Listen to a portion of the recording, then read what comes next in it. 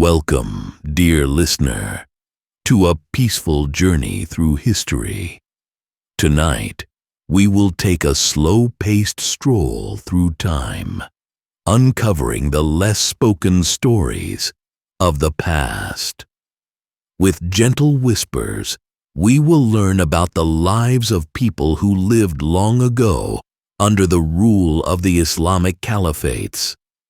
Their stories are full of hardship, but through the tender rhythm of our words and images, we will seek to understand and reflect upon these forgotten chapters of history. As you listen, allow the soft sounds of the night to embrace you. Find a comfortable spot, close your eyes, and let your body relax. You are safe here, free to drift away into a peaceful slumber as we explore the lives of those who lived in a different time.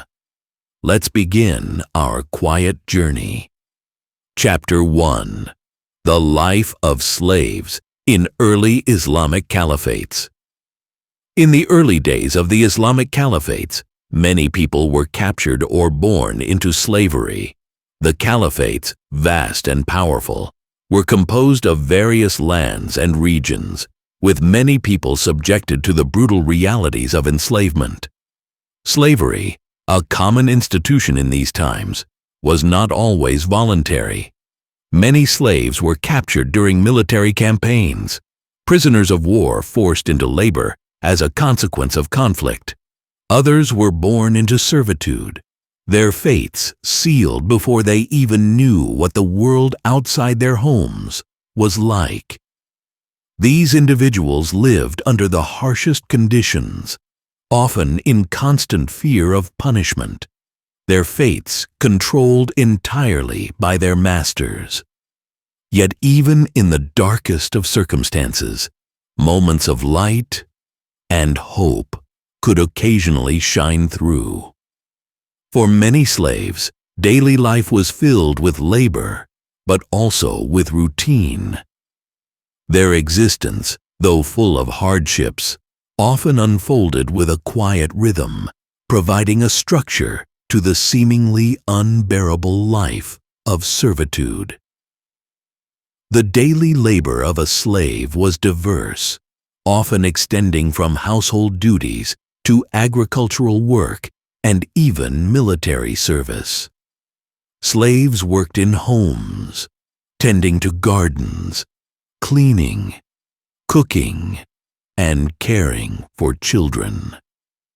They spent their days performing the chores that allowed their masters to live comfortably, while their own existence was one of constant toil. Those who worked in the homes of the wealthy often faced additional pressure, tasked with maintaining the luxuries enjoyed by their owners. In contrast, many slaves served as soldiers in the armies of the Caliphates. The military campaigns of the Caliphates were numerous, and slaves were often compelled to march alongside free men, fighting in the battles that expanded the empire's borders. They had little choice but to serve, often fighting in wars that were not their own. Yet they bore the same burdens and risks as the free soldiers. The life of a slave soldier was full of hardship, enduring not only the weight of their duties, but also the prejudices that came from their status. In rare cases, a slave might find themselves in a position of relative influence. Some slaves, through sheer ability or through the favor of their masters, might be appointed to positions of power. They could become advisors to rulers or even manage large estates. These rare instances were few and far between, and they did not alter the grim fate of most slaves. Yet for those who were fortunate enough to gain such positions, it was a glimmer of hope, a chance to rise above the despair that defined so many lives.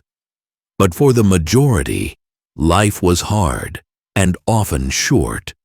Slaves faced the brutality of their masters, who could wield absolute power over their lives. There were no formal protections, no rights to shield them from cruelty. They could be punished without cause, and their futures were shaped entirely by the whims of those who controlled them. Yet despite this constant threat of violence and exploitation, the human spirit could sometimes shine through. Even amidst the cruelty, slaves found ways to endure, finding small moments of peace where they could. A quiet hour of rest, a fleeting connection with another, or a simple moment of reflection. The life of a slave, though filled with suffering, could still contain these rare, precious glimmers of joy. The lives of slaves in the early Islamic Calphates are now distant memories, their stories often forgotten or silenced.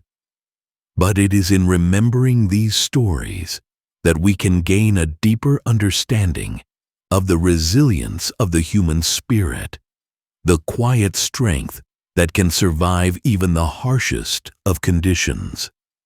And so, as we reflect on their lives, let us not only remember the hardships, but also the moments of peace that they managed to carve out for themselves, however fleeting they might have been. Chapter 2: The Harsh Realities of Slave Labor.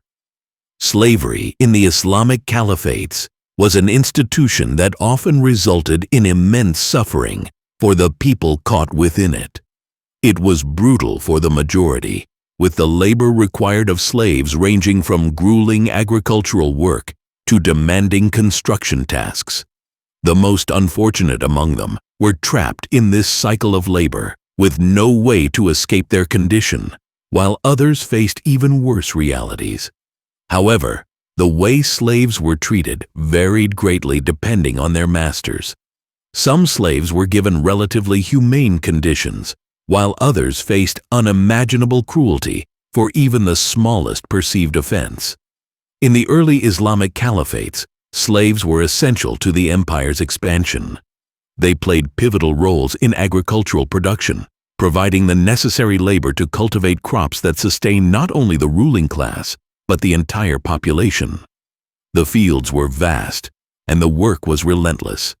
In these lands, slaves toiled under the scorching sun, their bodies aching from the repetitive nature of their work. But it wasn't just the physical exhaustion that took its toll. It was the relentless, unyielding demands of a system that treated them as little more than property. Aside from working the fields, slaves were often employed in the construction of the cities that dotted the Caliphate's vast empire.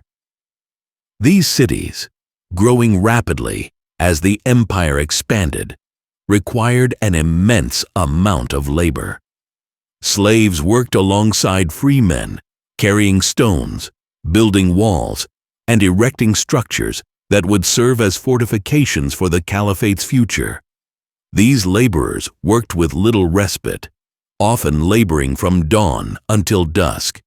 The sound of hammers against stone, the smell of dust and sweat, and the sight of countless men and women working together in silence.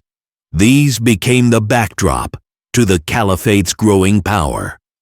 But despite the monumental contributions of slaves to the expansion and success of the Caliphates, there was little recognition or reward for their labor. Their efforts were taken for granted, and they were compensated with the bare minimum required to keep them working. Their sustenance was often limited to just enough food to prevent collapse, but not enough to provide comfort or strength. Their existence was defined by their labor and their subjugation, with no opportunity for self-determination or future prospects. In the harshest circumstances, slaves were bought and sold like cattle. They were traded at marketplaces, valued only for their utility and their labor. Whether for profit, political negotiations, or simple ownership transfer, slaves found themselves being sold, exchanged, and even gifted. In these markets, their lives were weighed against the value of their physical strength, their usefulness to the ruling class, and their potential contribution to the empire. They had no say in these transactions. They were simply items to be bartered for wealth or power.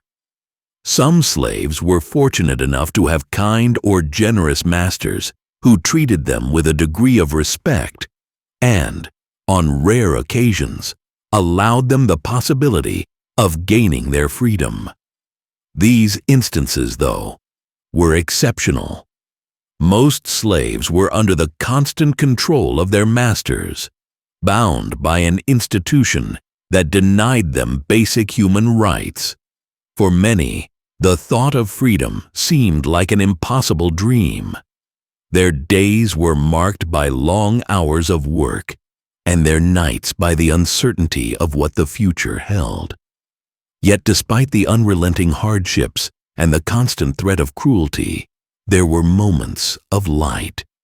In the midst of this grim reality, slaves found small joys and moments of peace. They forged connections with others, forming bonds with fellow slaves that provided them with some semblance of community and support. These bonds were precious, offering a fleeting escape from the ceaseless demands of their lives. A moment of shared laughter, a quiet conversation, or simply the comfort of knowing that others shared their pain. It was these simple acts of solidarity that helped them endure. There were also rare stories of slaves finding their way to freedom, whether through their own perseverance, the kindness of a benevolent master, or the legal provisions that allowed for manumission. Some slaves eventually gained their freedom. These cases were few, and the path to freedom was long and uncertain, but they serve as a reminder that even in the darkest circumstances, hope could be found. The resilience of the human spirit, no matter how repressed, could not be entirely extinguished. Chapter 3. The impact of slavery on society and culture. In the Islamic Caliphates. Slavery in the Islamic Caliphates was not merely an institution of labor, but a foundational aspect of the empire's social and economic structure. The effects of this practice stretched far beyond the lives of the slaves themselves, influencing the cultural, political, and economic landscapes of the time. For many in the Caliphates, the presence of slavery was so ingrained in daily life that it became a natural part of the world they inhabited, shaping societal norms, relationships, and even religious thought. While the lives of slaves were often harsh and brutal, their existence also had a profound impact on the broader society. Slaves contributed to various sectors, from agriculture and industry to domestic service and military service. As the Caliphates expanded, so did the need for laborers to work the land, build cities, and support the military apparatus. Slaves were seen as essential to the Caliphate's growth, yet they were treated with little regard for their humanity. They were valuable commodities, their worth measured in their ability to perform labor, with no recognition of their potential for individuality or autonomy. In the Caliphate's vast cities, slaves were part of the fabric of everyday life, working in the homes of the wealthy and influential. The role of slaves in the royal courts and the palaces of the caliphs and governors was of particular significance. Many slaves were appointed to high positions in government, serving as soldiers, administrators, or even advisors. Some were even able to rise to positions of extraordinary power, shaping political decisions and engaging in diplomacy. These rare cases were, of course, the exception to the rule, as the vast majority of slaves led lives filled with toil and suffering. Yet they still left their mark on the empire, whether as warriors in the Caliphate's armies or as key members of the political and social elite. One of the key roles that slaves played in the Islamic Caliphates was that of the warrior. Slaves were often enlisted to fight in the army, serving as soldiers who were sometimes valued even more than free men because of their loyalty. In many cases, slaves were trained to fight, especially if they had been captured in war. This unique situation led to the formation of elite slave regiments, such as the Mamluks, a group of slave soldiers who rose to power in Egypt and played an essential role in the political and military life of the Caliphates. Though they were subjected to oppression and inhumane conditions, some slaves became key players in the empire's military conquests. The Mamluks, for example, were a powerful force within the Caliphate, and over time, many of these former slaves became leaders in their own right. Through military prowess and political maneuvering, they were able to gain positions of authority, including the position of sultan in Egypt. These individuals, who had once been enslaved, became some of the most powerful figures in the Islamic world. Yet, despite the rare instances of slaves rising to power, the majority of slaves lived in circumstances of hardship. Their lives were often cut short by illness, overwork, or punishment. Slavery's impact on society was not limited to the experiences of the slaves themselves, but also influenced the structure of the broader empire. The institution of slavery created a rigid social hierarchy, with free men at the top and slaves at the bottom. This system entrenched social inequality, as the labor of slaves allowed the wealthy and powerful to maintain their status. In the cultural sphere, slavery was also a subject of reflection and discourse.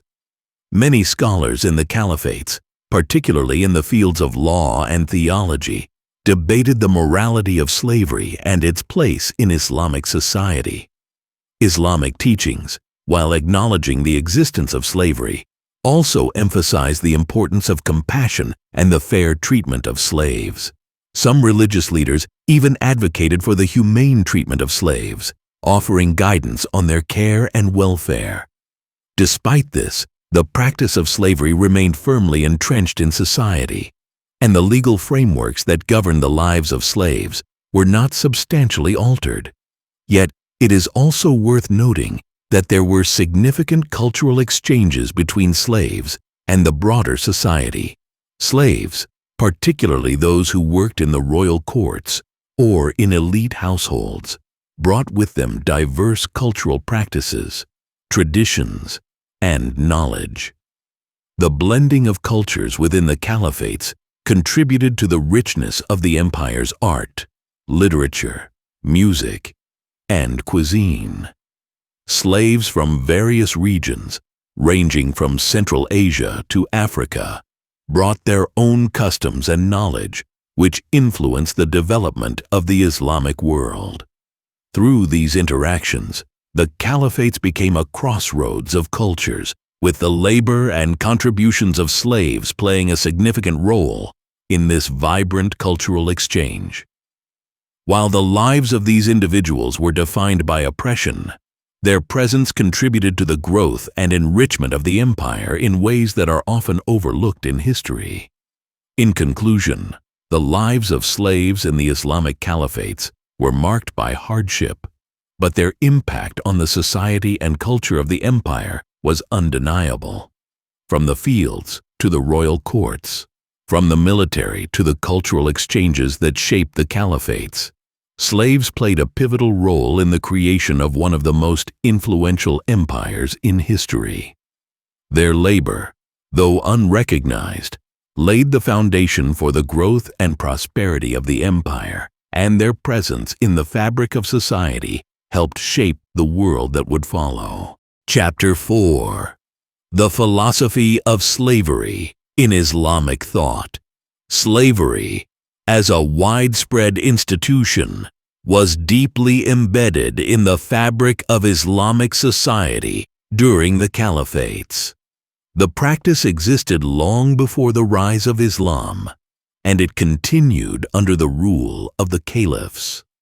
However, while slavery was legally sanctioned within the Calphates, the Islamic worldview on slavery was complex, and it evolved over time, reflecting the religious, philosophical, and moral considerations of the time. Islamic teachings on slavery are often viewed as multifaceted, with some verses in the Quran acknowledging slavery as a reality of the time, while also calling for the humane treatment of slaves. The concept of manumission, or the freeing of slaves, was seen as a noble and virtuous act in the eyes of many early Islamic scholars. The Quran speaks on the subject of slavery, mentioning that slaves could earn their freedom through good conduct, earning their freedom through their own effort, or being released by their masters as a sign of charity. The general teachings of Islam emphasized the importance of treating slaves with kindness, compassion, and respect. Despite these teachings, the practice of slavery was not fully eradicated within the Calphates. In fact, slavery was still an integral part of the economic and social structure, and there were many scholars and thinkers who justified slavery through religious texts. The concept of Dar al-Islam, the House of Islam, the lands governed by Islamic law, was often seen as a place where Islamic principles of justice and mercy should govern the treatment of all individuals, including slaves. Yet even within this framework, slavery continued to thrive, particularly in the military and economic sectors. One of the philosophical justifications for slavery in Islamic thought was that it was viewed as an extension of the social order. Slaves were often considered to be outside the core of the social hierarchy, and their role was to serve and support those in positions of power and influence. In this sense, they were seen as performing a vital role in maintaining the stability and growth of the caliphate. From this perspective, the practice of slavery was seen as a necessary part of maintaining social order, even as it was tempered by the belief that slaves should be treated humanely and afforded dignity. Islamic scholars such as Ibn Khaldun, a famous 14th century historian, took a pragmatic approach to slavery in his writings. He acknowledged the role of slavery in the economy and military, but he also argued that slavery could be a means of social mobility. While slaves were not free, they could rise in status through military service, acquiring wealth, or even attaining freedom through the manumission process. Ibn Khaldun's philosophy of slavery acknowledged the complexities of slavery, even though it did not advocate for its abolition. The concept of manumission was a key feature of Islamic thought on slavery.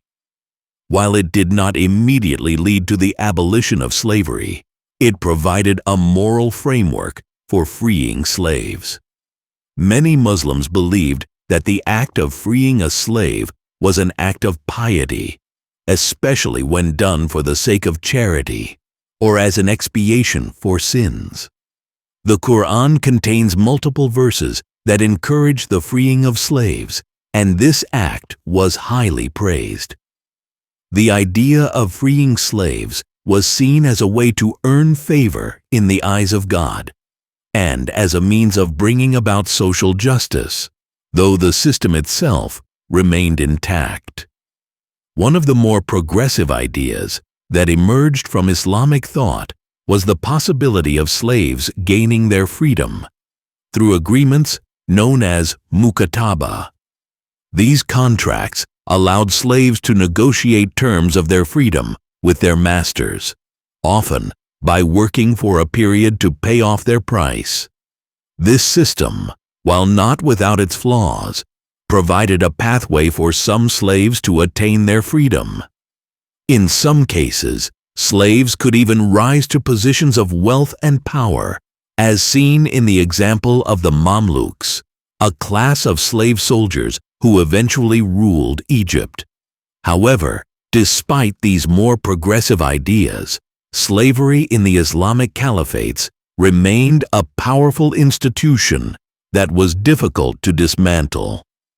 The economic benefits of slavery were evident, and the social structure of the empire relied on this system for labor in fields, homes, and in the military.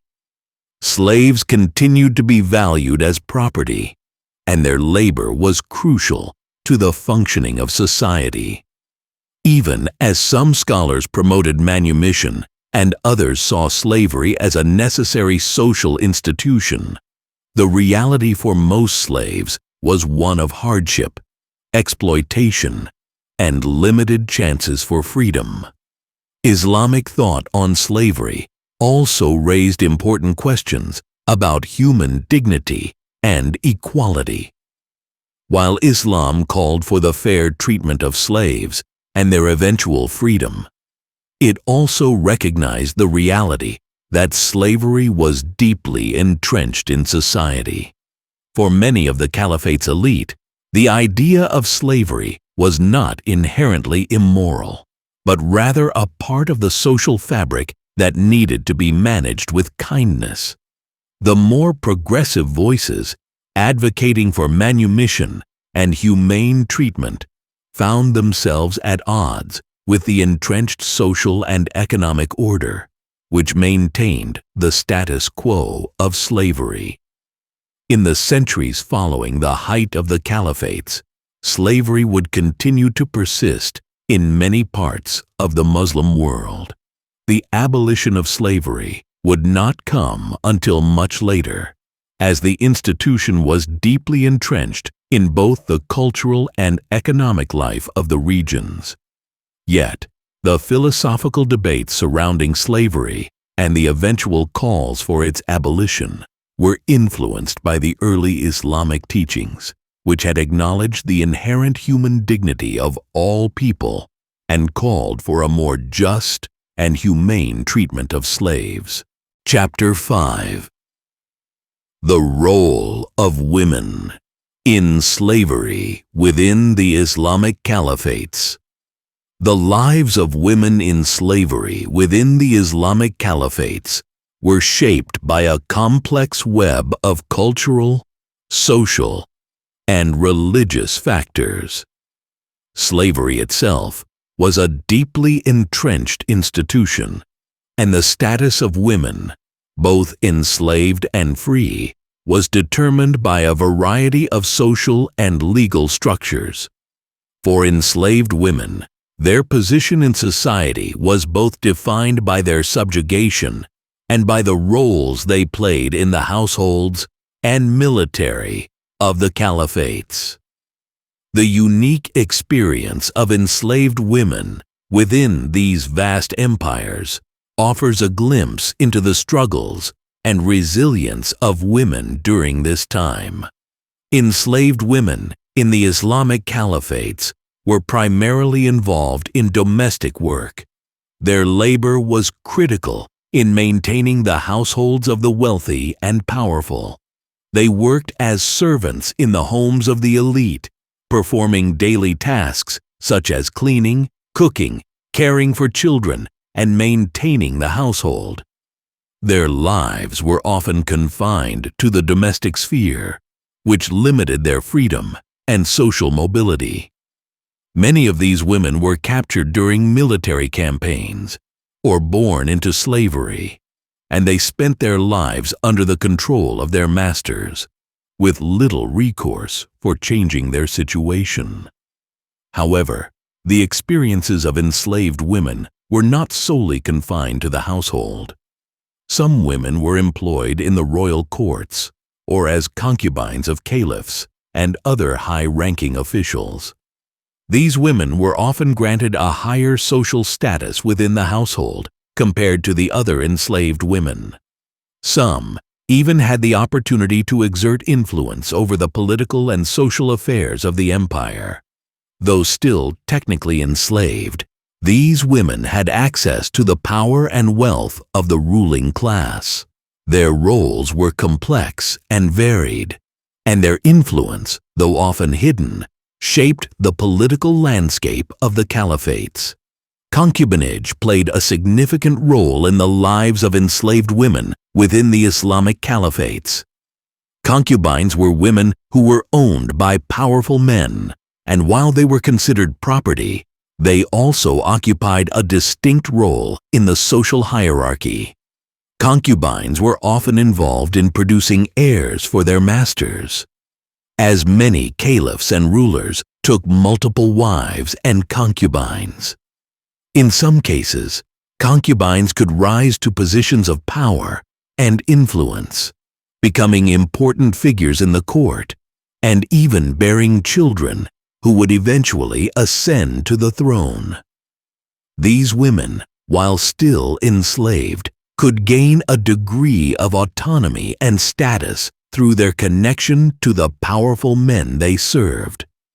The legal framework surrounding slavery in the Islamic Caliphates also had specific provisions related to enslaved women.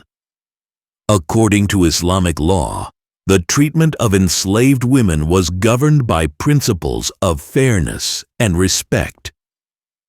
The Quran and Hadiths, sayings and actions of the Prophet Muhammad, both emphasized the importance of treating enslaved women with dignity. Enslaved women were not to be subjected to abuse, and their rights were protected to a certain extent. For example, a woman could not be forced into sexual relations against her will, and her master was required to provide for her basic needs. In theory, these legal protections were meant to ensure that enslaved women were treated with kindness. But in practice, the reality was often much harsher.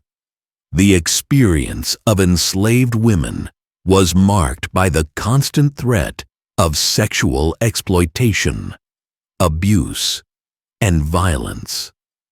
The unequal power dynamics between masters and slaves meant that many women were vulnerable to mistreatment.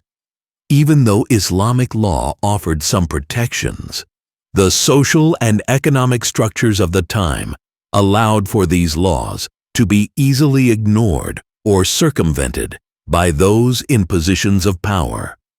One of the most significant roles that enslaved women played in the Caliphates was as members of the harem. The harem, a separate part of the household where the women of the caliph's family lived, was a place where enslaved women often found themselves. These women were isolated from the rest of society, living under the control of the ruling family. While the harem was often seen as a luxurious and secluded space, the women who lived there were still essentially prisoners.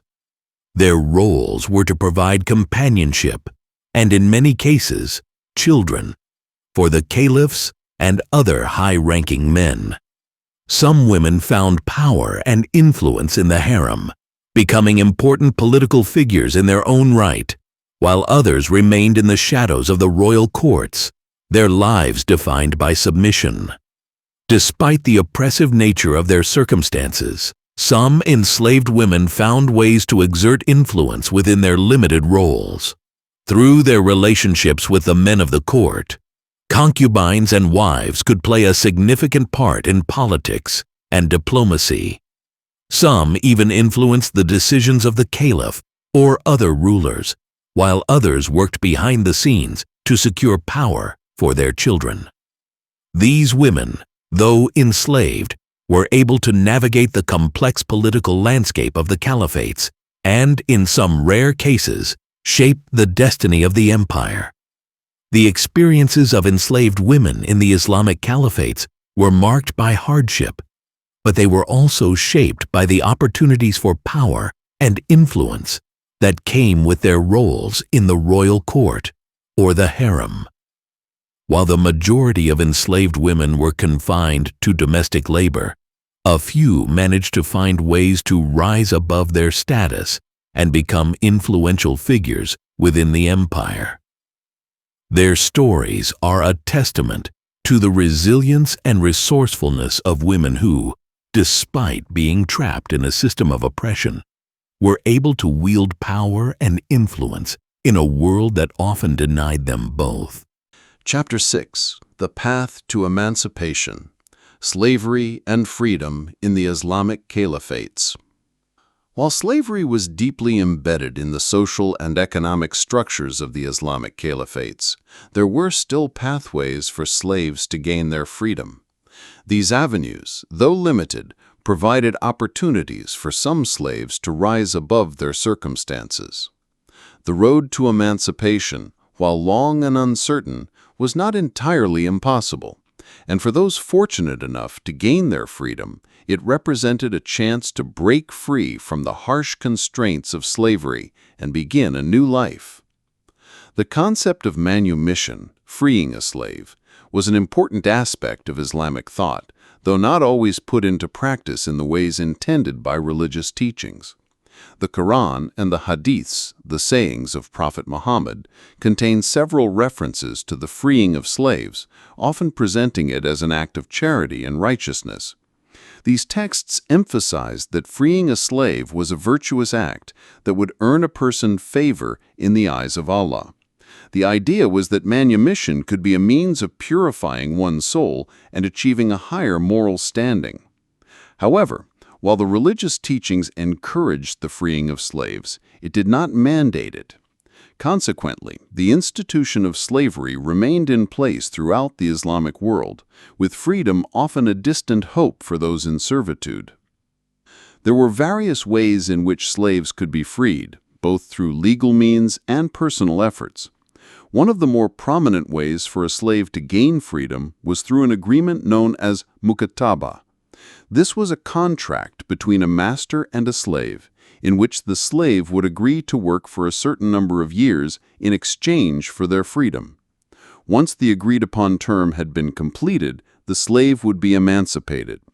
This system was designed to allow slaves to earn their freedom over time, with the master and slave both agreeing to the terms of the contract. The mukataba system was seen as a positive development in the Islamic world, providing slaves with a clear path to freedom, although it still required the cooperation and goodwill of the master. For some, this was an opportunity to work toward a better life, while for others it was a lifeline that allowed them to escape the cycle of abuse and oppression. Despite its potential, however, mukataba was not a universal solution. Many masters were unwilling to grant their slaves freedom, seeing them as valuable property that contributed to their wealth.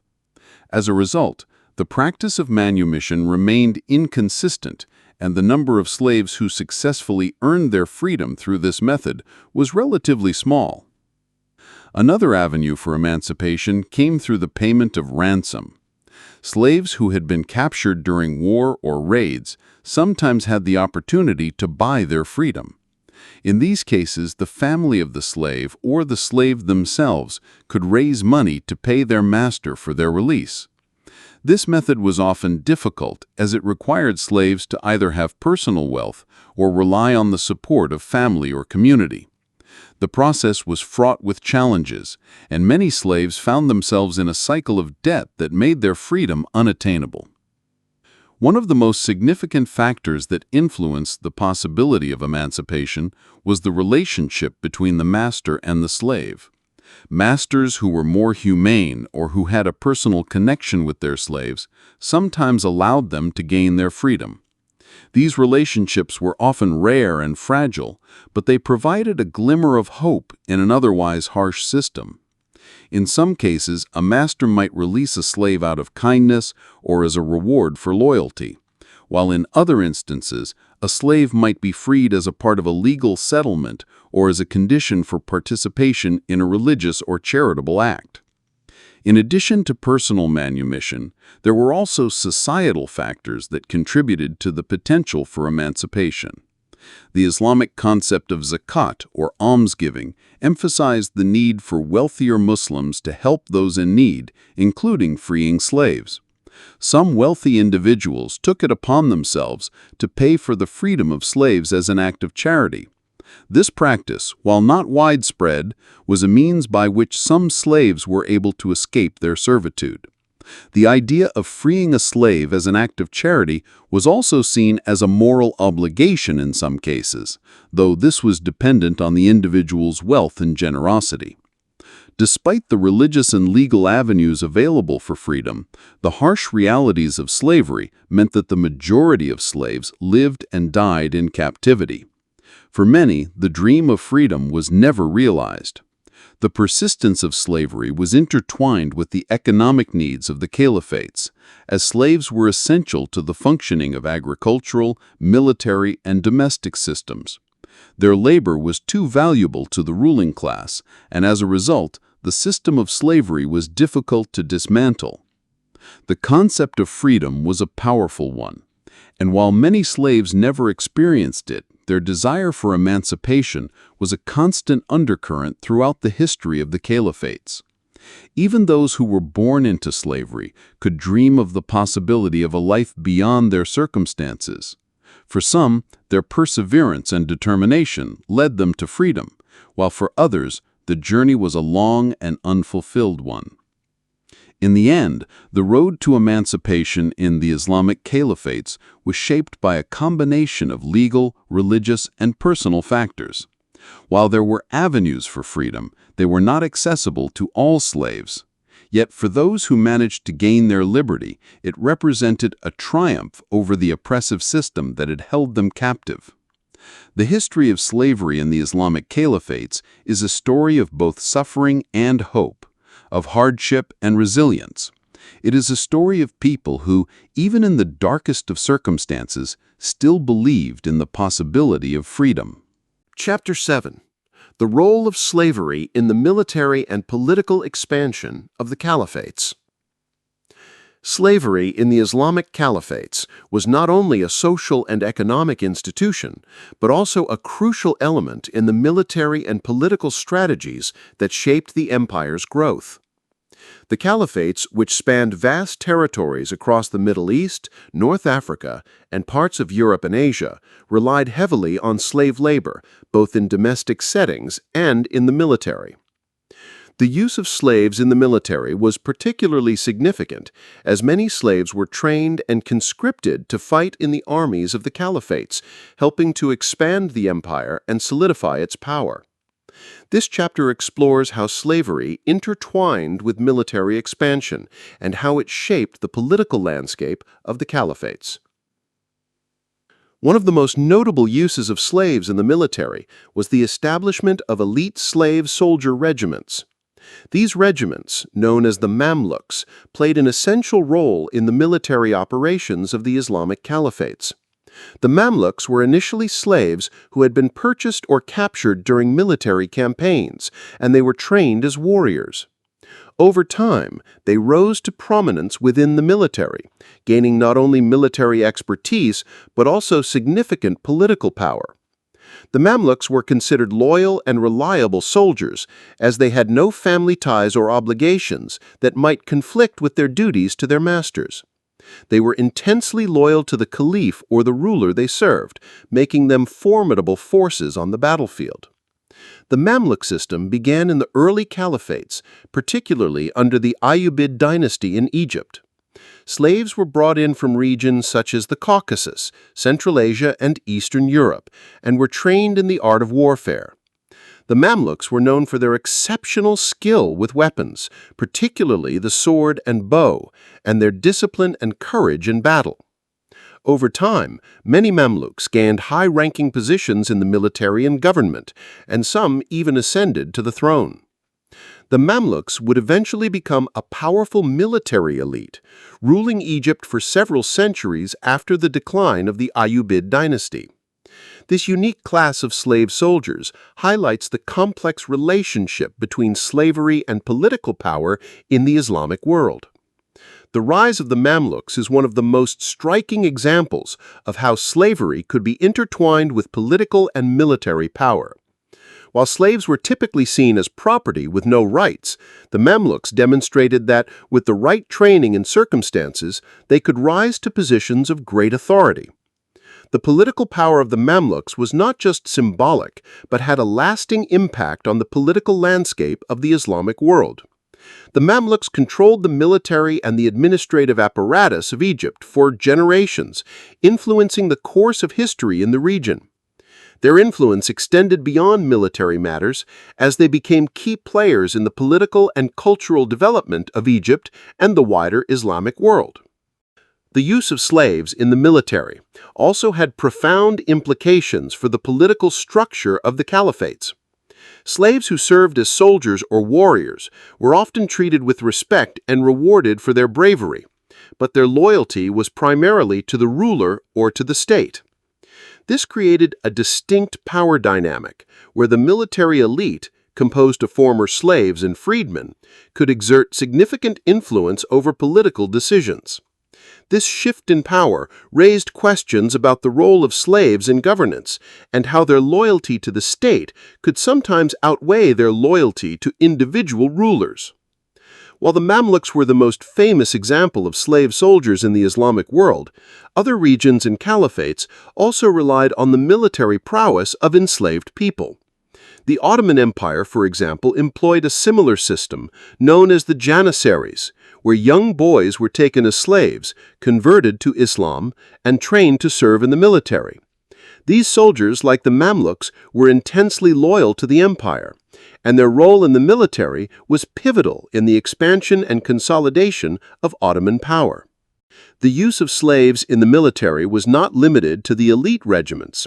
In addition to the Mamluks and Janissaries, slaves were used in the broader military forces, serving in a variety of roles from infantry to cavalry.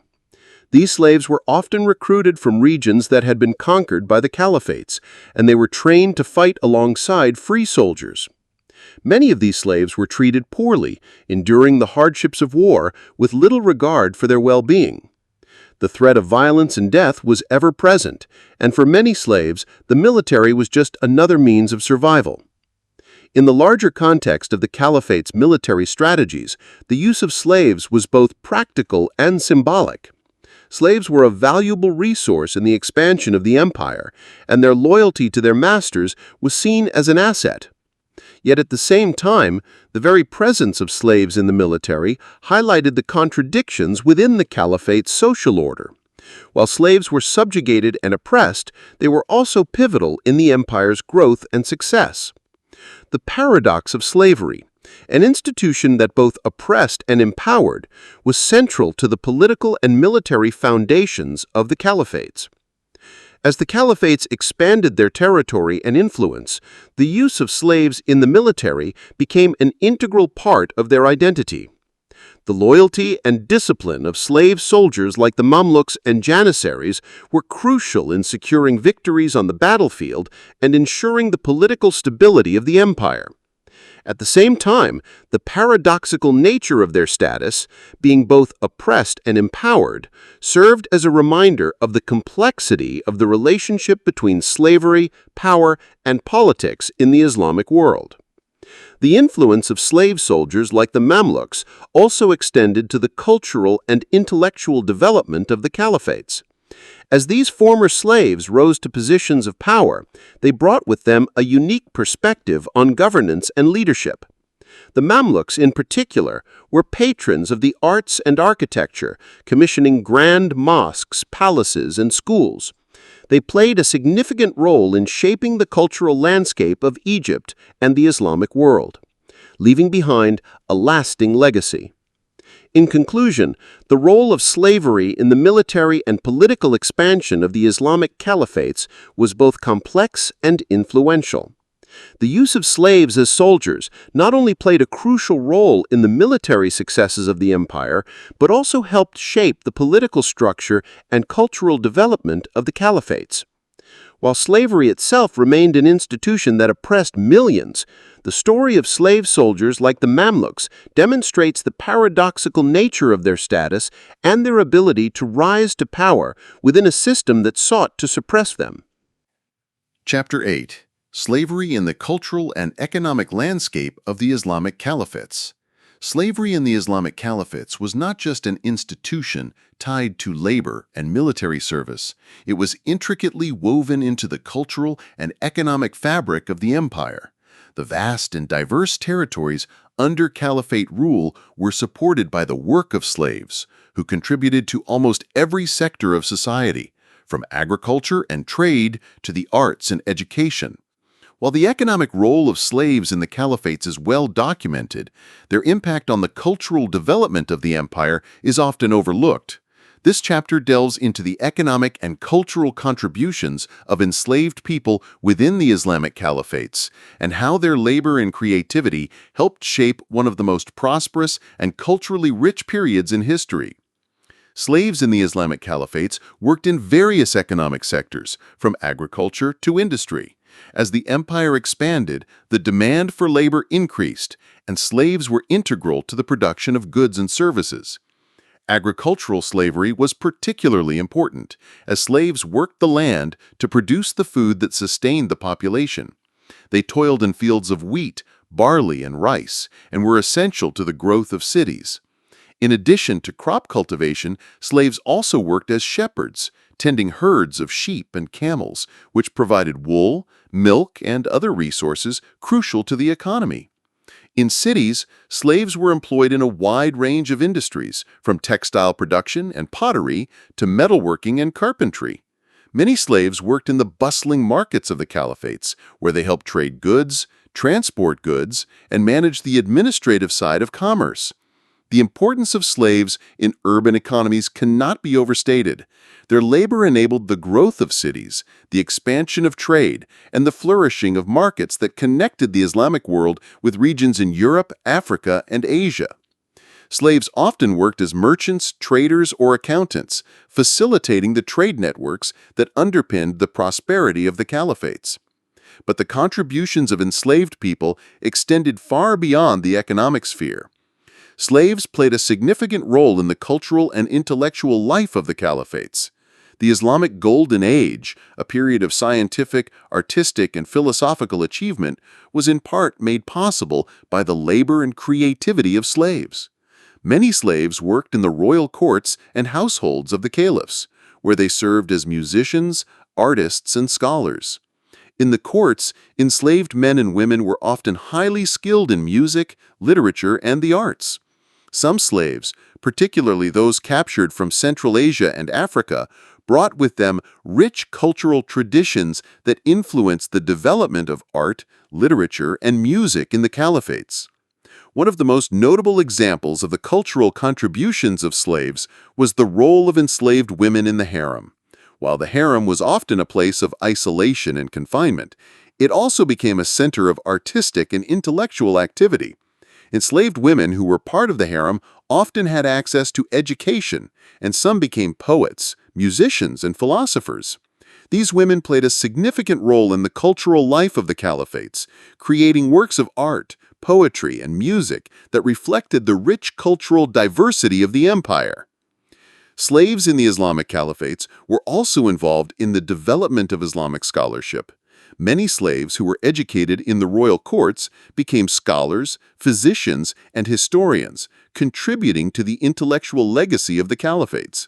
The contributions of enslaved scholars in fields such as mathematics, astronomy, medicine, and philosophy were essential to the intellectual advancements of the era.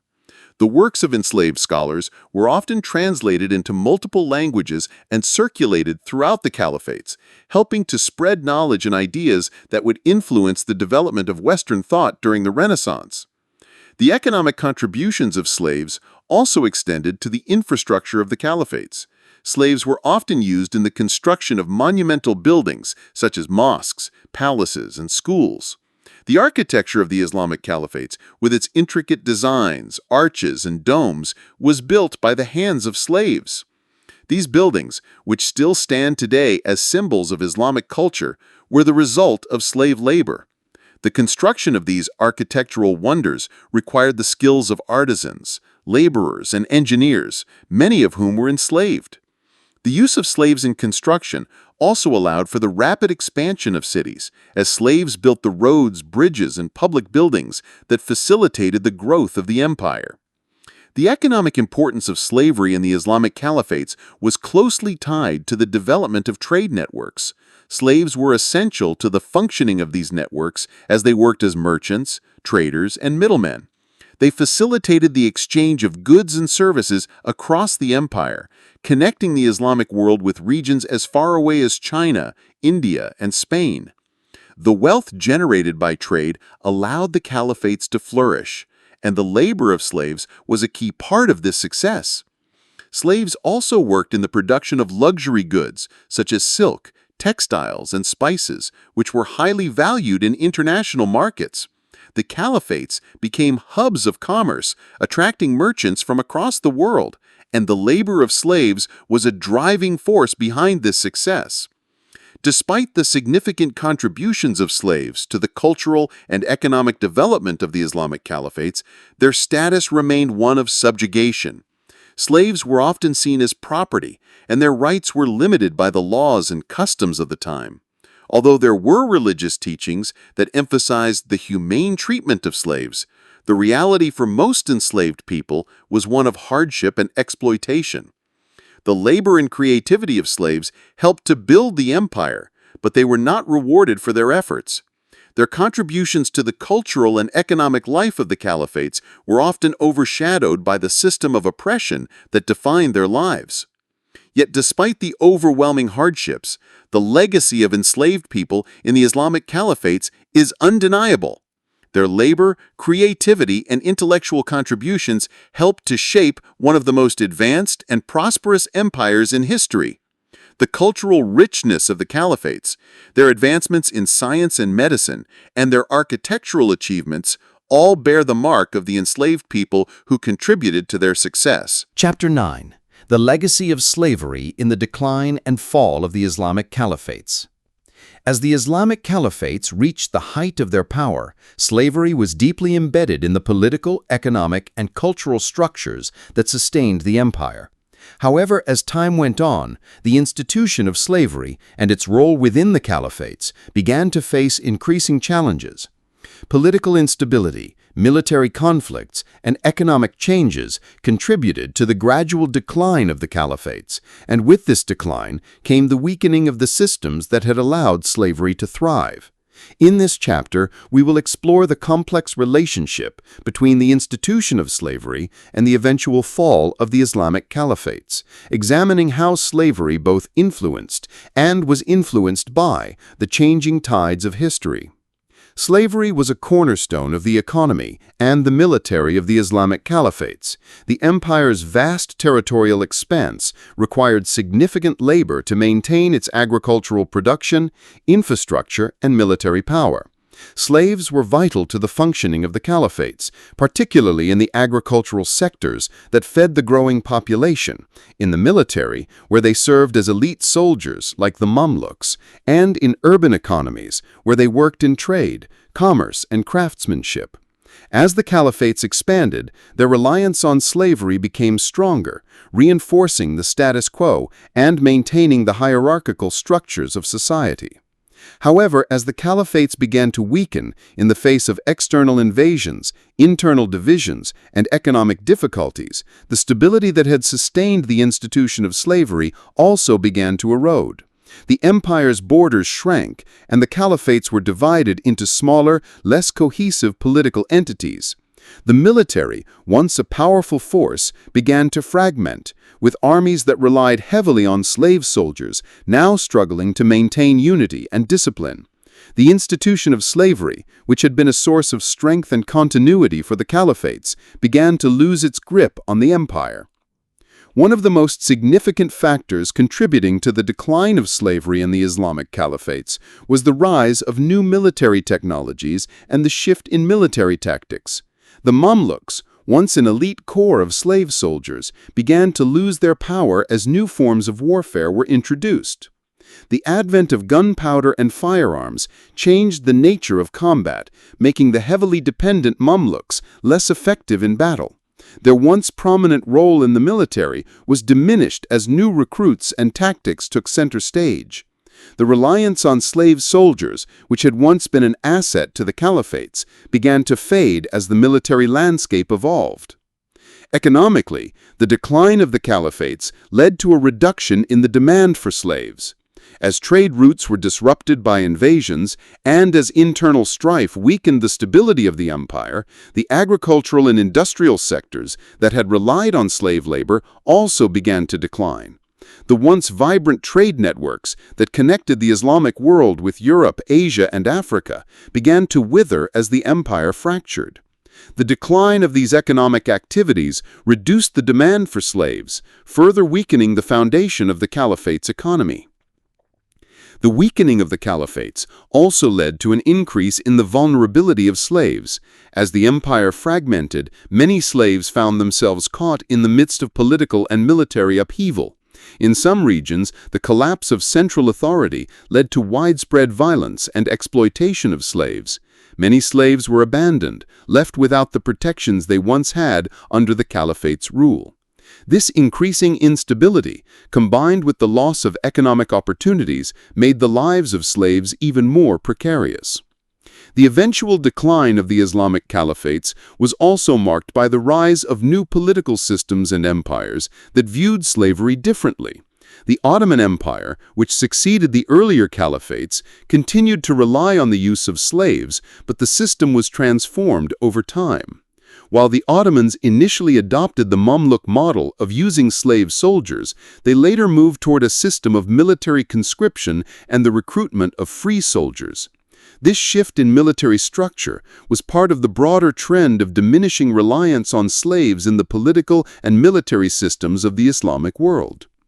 As the power of the caliphates waned, the legal and religious debates surrounding slavery also grew more complex. Islamic scholars, who had once justified slavery as a socially accepted institution, began to question its legitimacy in light of the empire's decline. Some scholars argued that the abolition of slavery was necessary to restore the moral and spiritual health of the Islamic world, while others clung to traditional justifications for slavery based on religious texts.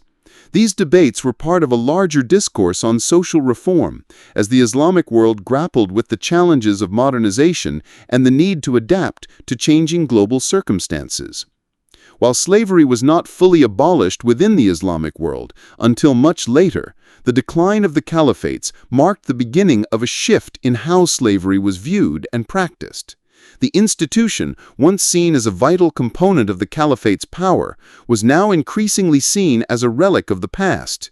The forces that contributed to the decline of slavery in the caliphates, military defeat, economic disintegration, and ideological change, would continue to shape the future of slavery in the Islamic world. In the years following the fall of the caliphates, the legacy of slavery remained deeply ingrained in the social, economic, and cultural structures of many Islamic societies. While the institution itself would eventually be abolished in most parts of the world, the impact of slavery on the Islamic world's history and development would remain evident for centuries to come. The story of slavery in the Islamic caliphates is one of both power and vulnerability, of strength and oppression, and of the ways in which institutions can shape the course of history. Chapter 10: The Abolition of Slavery and its Lasting Impact on the Islamic World. The gradual abolition of slavery in the Islamic world, particularly in the territories once ruled by the great caliphates, was a complex and lengthy process. By the 19th and 20th centuries, much of the Islamic world had begun to witness the formal end of slavery, but its effects lingered long after its official abolition. In this chapter, We will explore the end of slavery in the Islamic world, examining the forces that led to its abolition, the challenges in implementing change, and the lasting impact of the institution on societies that once relied heavily on enslaved labor. The abolition of slavery in the Islamic world occurred over several centuries, with different regions and empires taking their own paths toward ending the practice. The legal and religious arguments against slavery had been present in Islamic scholarship for centuries, with some scholars calling for the eventual manumission of slaves, while others justified slavery as an acceptable social institution. However, as the Islamic world faced increasing pressure from colonial powers and modern economic systems, the institution of slavery became more difficult to sustain. In the 19th and 20th centuries, Western colonial powers, particularly Britain and France, began to exert influence over the Islamic world, and abolitionist movements in Europe pushed for the end of the transatlantic slave trade. While the Islamic world had never been as heavily involved in the transatlantic slave trade as other regions, it was still an active participant in the global slave economy. The Western abolitionist movement, with its focus on the immorality of slavery, helped to shape the debates surrounding slavery within the Islamic world.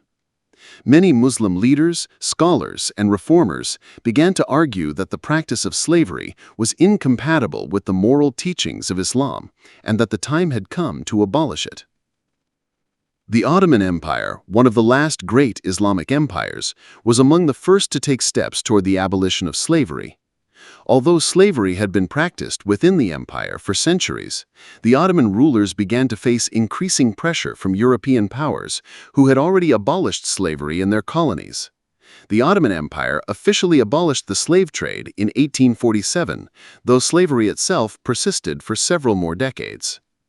The Ottoman Empire's reluctance to fully end the practice reflected the complex relationship between slavery and the empire's economy, which had long relied on enslaved labor in various sectors, including agriculture, military service, and domestic work. In other parts of the Islamic world, the abolition of slavery was a more gradual process.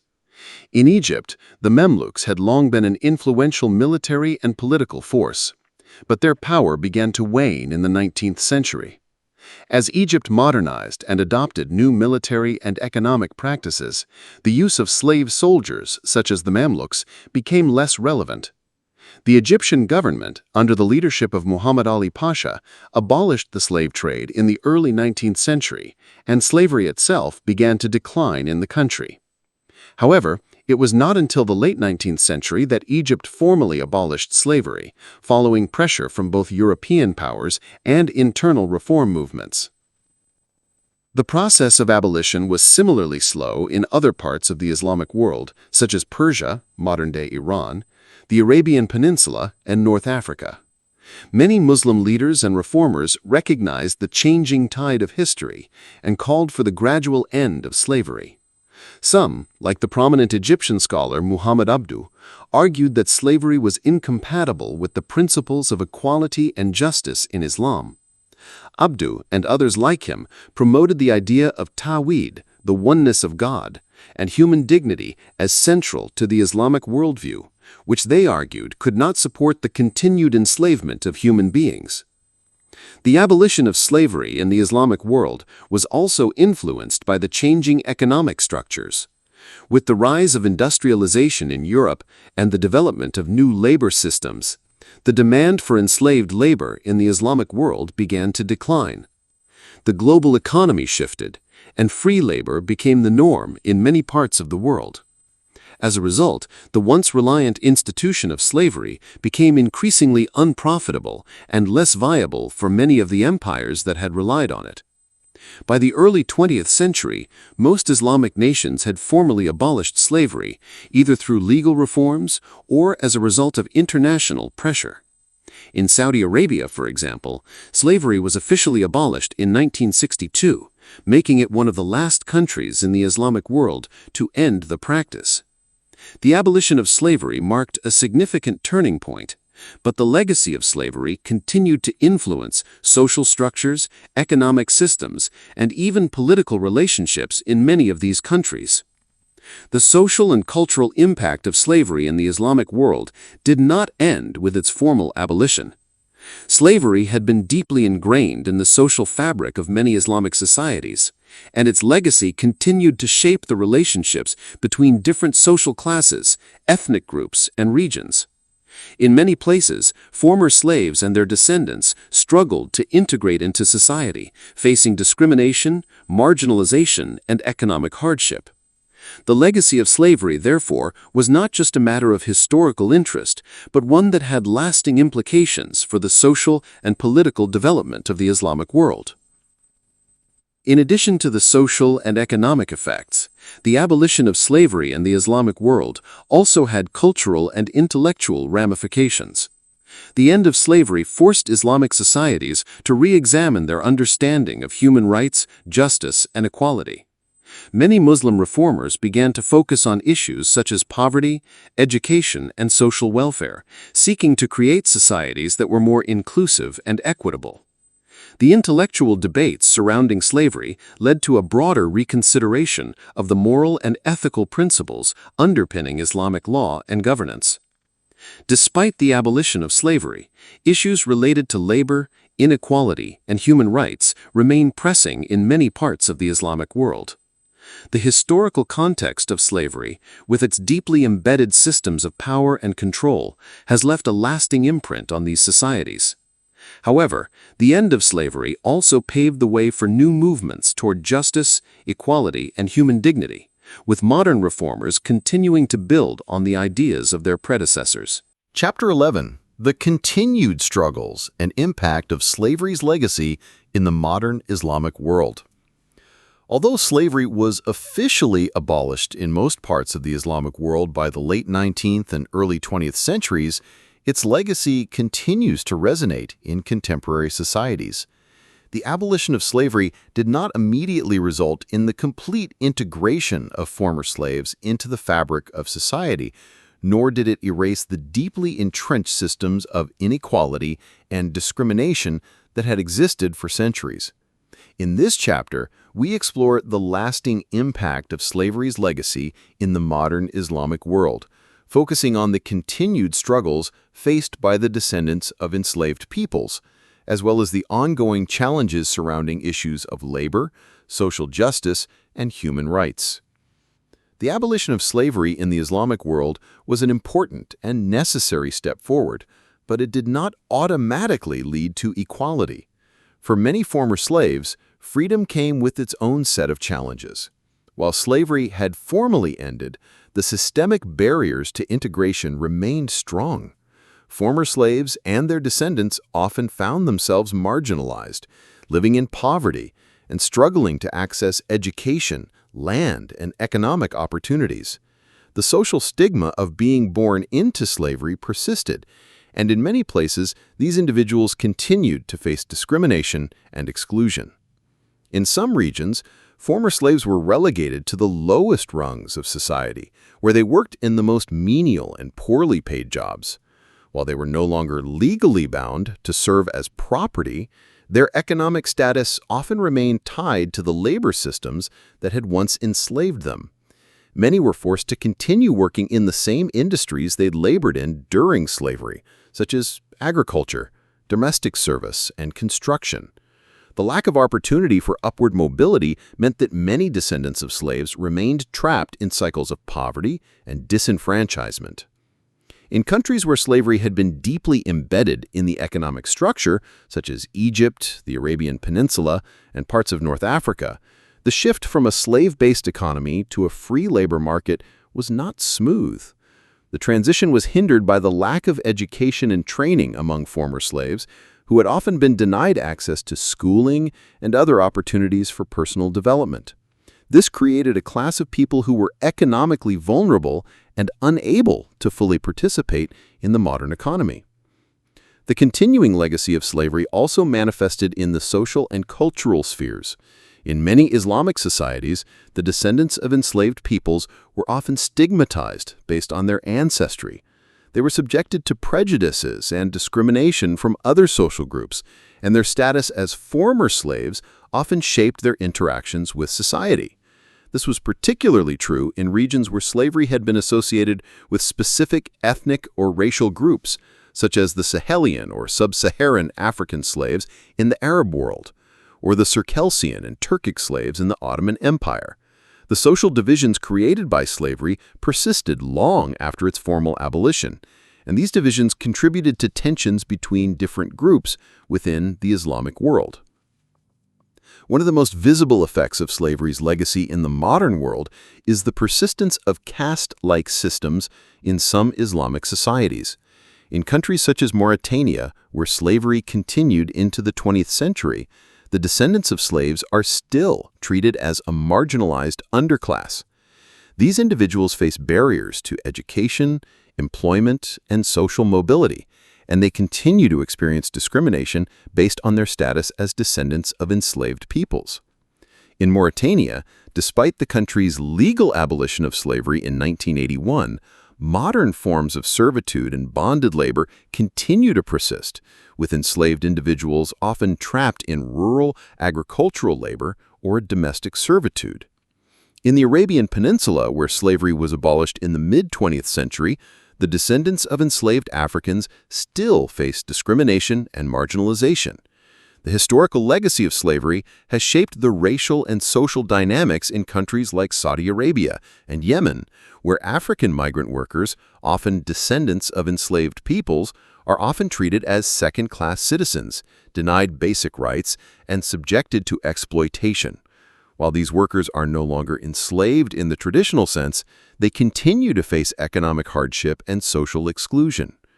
In countries such as Sudan and parts of West Africa, the legacy of slavery is intertwined with issues of ethnicity, race, and political power. Historically, the institution of slavery was often racialized, with enslaved individuals coming from distinct ethnic groups that were seen as inferior or subordinate. While slavery has formally ended, the divisions between these groups remain entrenched in some societies, contributing to ongoing conflicts and struggles over power and resources. The descendants of enslaved peoples in these regions often find themselves at the mercy of political elites who exploit their labor while denying them the rights and opportunities afforded to other citizens. In recent years, there have been efforts to address the ongoing legacy of slavery in the Islamic world, particularly through legal reforms and human rights initiatives. International organizations such as the United Nations have worked with governments to promote the rights of formerly enslaved peoples and to combat modern-day slavery, which still exists in some parts of the Islamic world. Efforts to raise awareness about the plight of those living in contemporary forms of servitude have led to some legal changes, including the criminalization of human trafficking, forced labor, and child labor in several countries. In some nations, such as Morocco, Tunisia, and Egypt, there have been campaigns to raise awareness about the legacy of slavery and the ongoing struggles of descendants of enslaved peoples. These efforts include educational programs, public awareness campaigns, and initiatives to promote social justice and equality. However, these initiatives face significant challenges, as social and cultural attitudes towards former slaves and their descendants are deeply ingrained. The process of breaking down these social divisions requires not only legal reforms, but also a fundamental shift in attitudes towards race, ethnicity, and class. At the same time, there are signs of progress in terms of social inclusion and empowerment. In places like Mauritania and Sudan, grassroots movements led by the descendants of slaves are challenging the structures of inequality and discrimination that persist in their societies. These movements focus on issues of land rights, access to education, and social integration. They also seek to honor the memory of those who suffered under slavery and to ensure that future generations do not face the same challenges. While much work remains to be done, the ongoing struggle for justice and equality in the aftermath of slavery is an important part of the modern history of the Islamic world. The legacy of slavery continues to shape the lives of millions of people, but the efforts of activists, scholars, and social reformers are slowly beginning to challenge the deep-seated inequities that persist in many societies. Chapter 12. The role of slavery in shaping modern Islamic identity and society. The long history of slavery in the Islamic world, particularly during the height of the Calphates, has left an indelible mark on the region's modern identity. From the time of its formal abolition through the 20th century to the present day, the legacy of slavery continues to influence the political, social, and cultural fabric of many Islamic nations. The relationship between modern Islamic identity and the historical institution of slavery is complex, reflecting both the challenges of addressing past injustices and the ways in which Islamic societies have sought to reconcile their past with their present. This chapter will explore the continued role of slavery's legacy in shaping modern Islamic society and identity, examining the ongoing debates and efforts to address the ramifications of centuries of enslavement.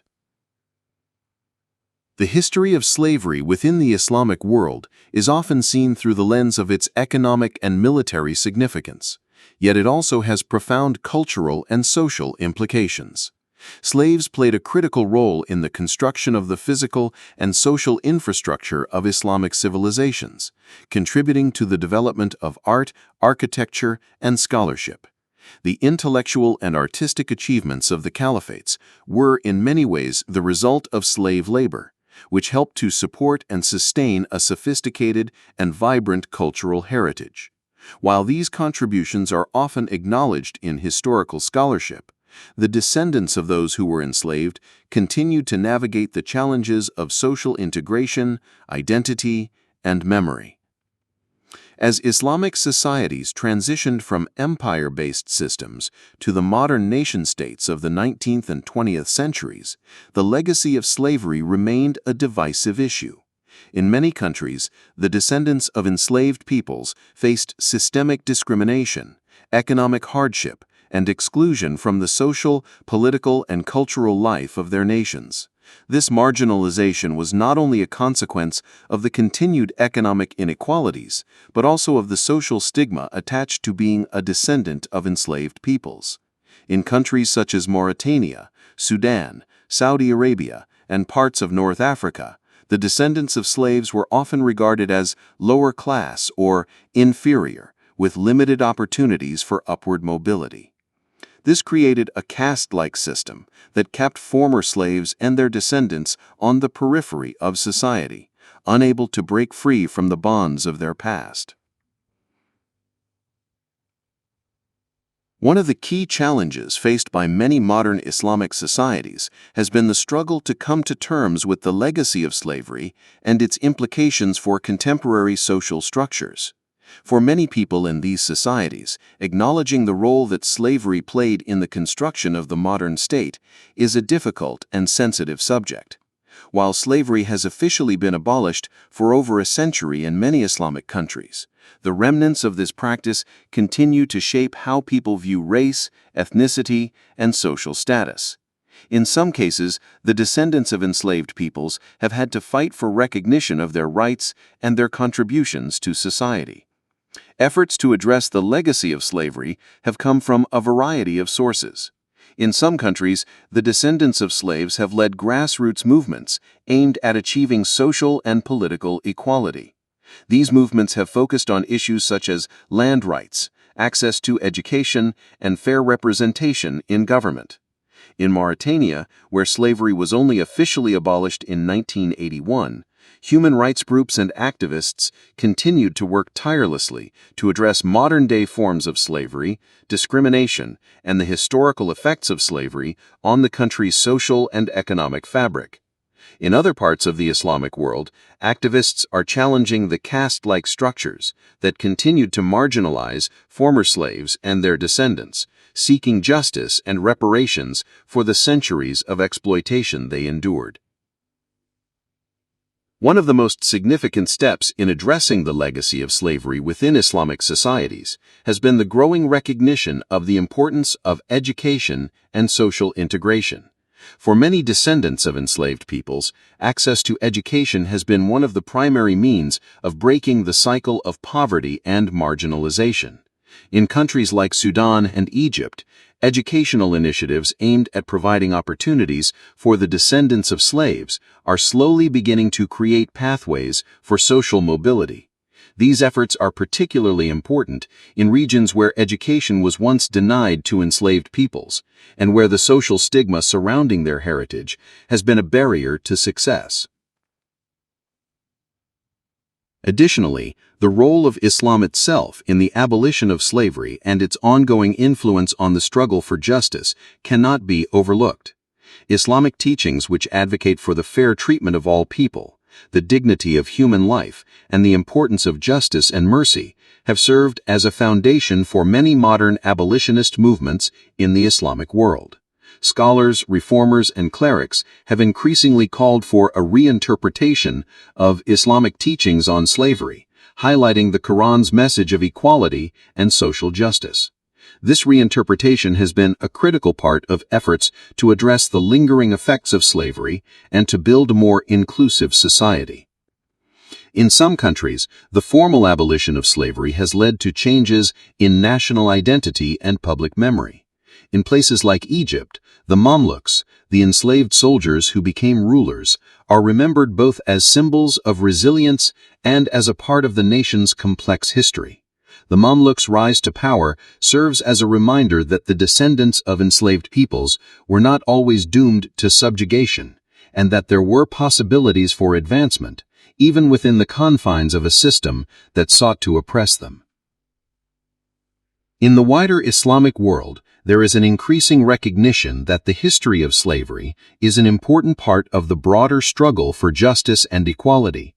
Across the globe, activists and scholars are calling for the historical wrongs of slavery to be acknowledged, and for its lingering effects to be addressed through social, political, and economic reforms. The movement for racial and social justice that has emerged in recent years, particularly in the context of Black Lives Matter and similar movements in the Islamic world, reflects a growing awareness of the historical and contemporary consequences of slavery. These movements seek not only to address the legacies of slavery, but to reshape the modern Islamic identity into one that is inclusive, egalitarian, and just. The ongoing struggle for justice and the recognition of the legacy of slavery is a reminder that the past does not disappear with the formal abolition of an institution. The effects of slavery linger in the social, cultural, and political structures of many societies, and confronting this legacy is an essential step towards creating a more just and inclusive future.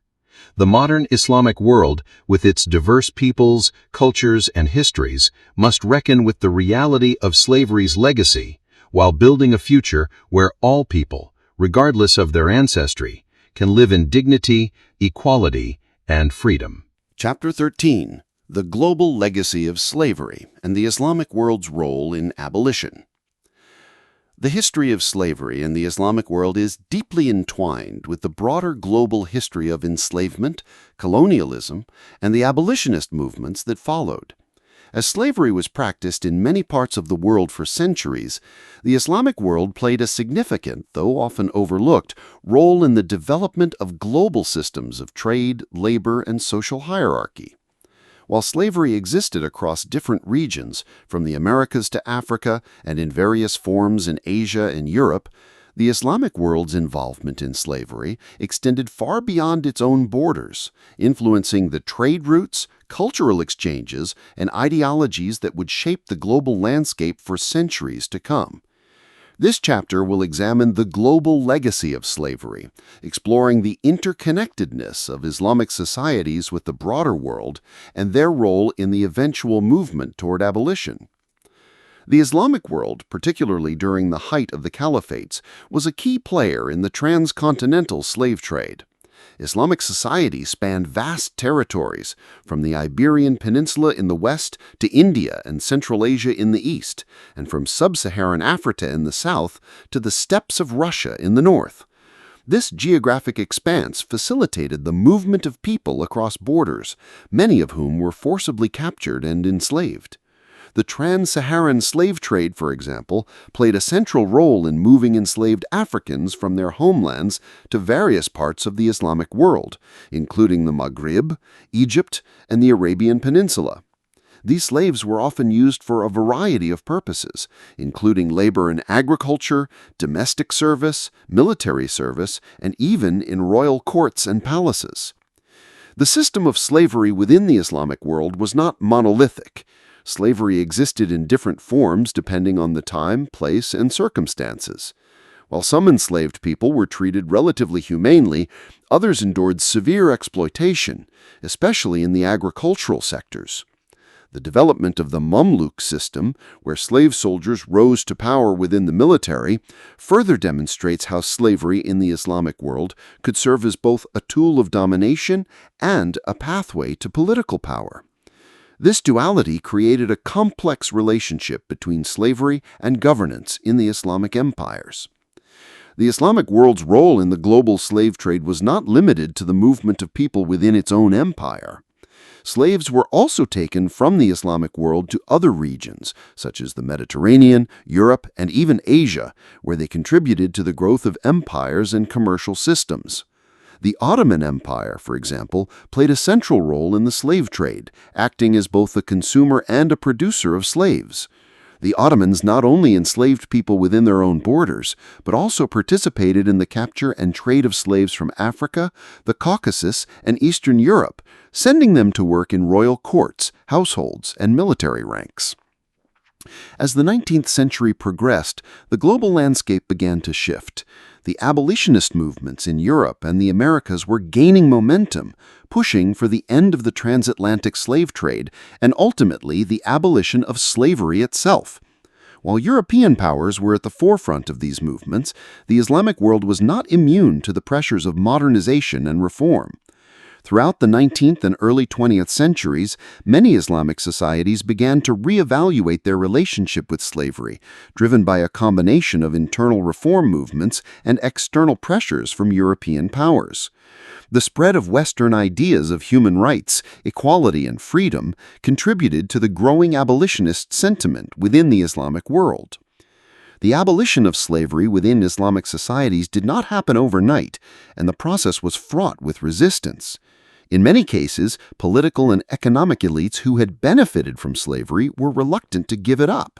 Slavery was often deeply entwined with the economic systems that sustained the elites, particularly in the agricultural and domestic sectors.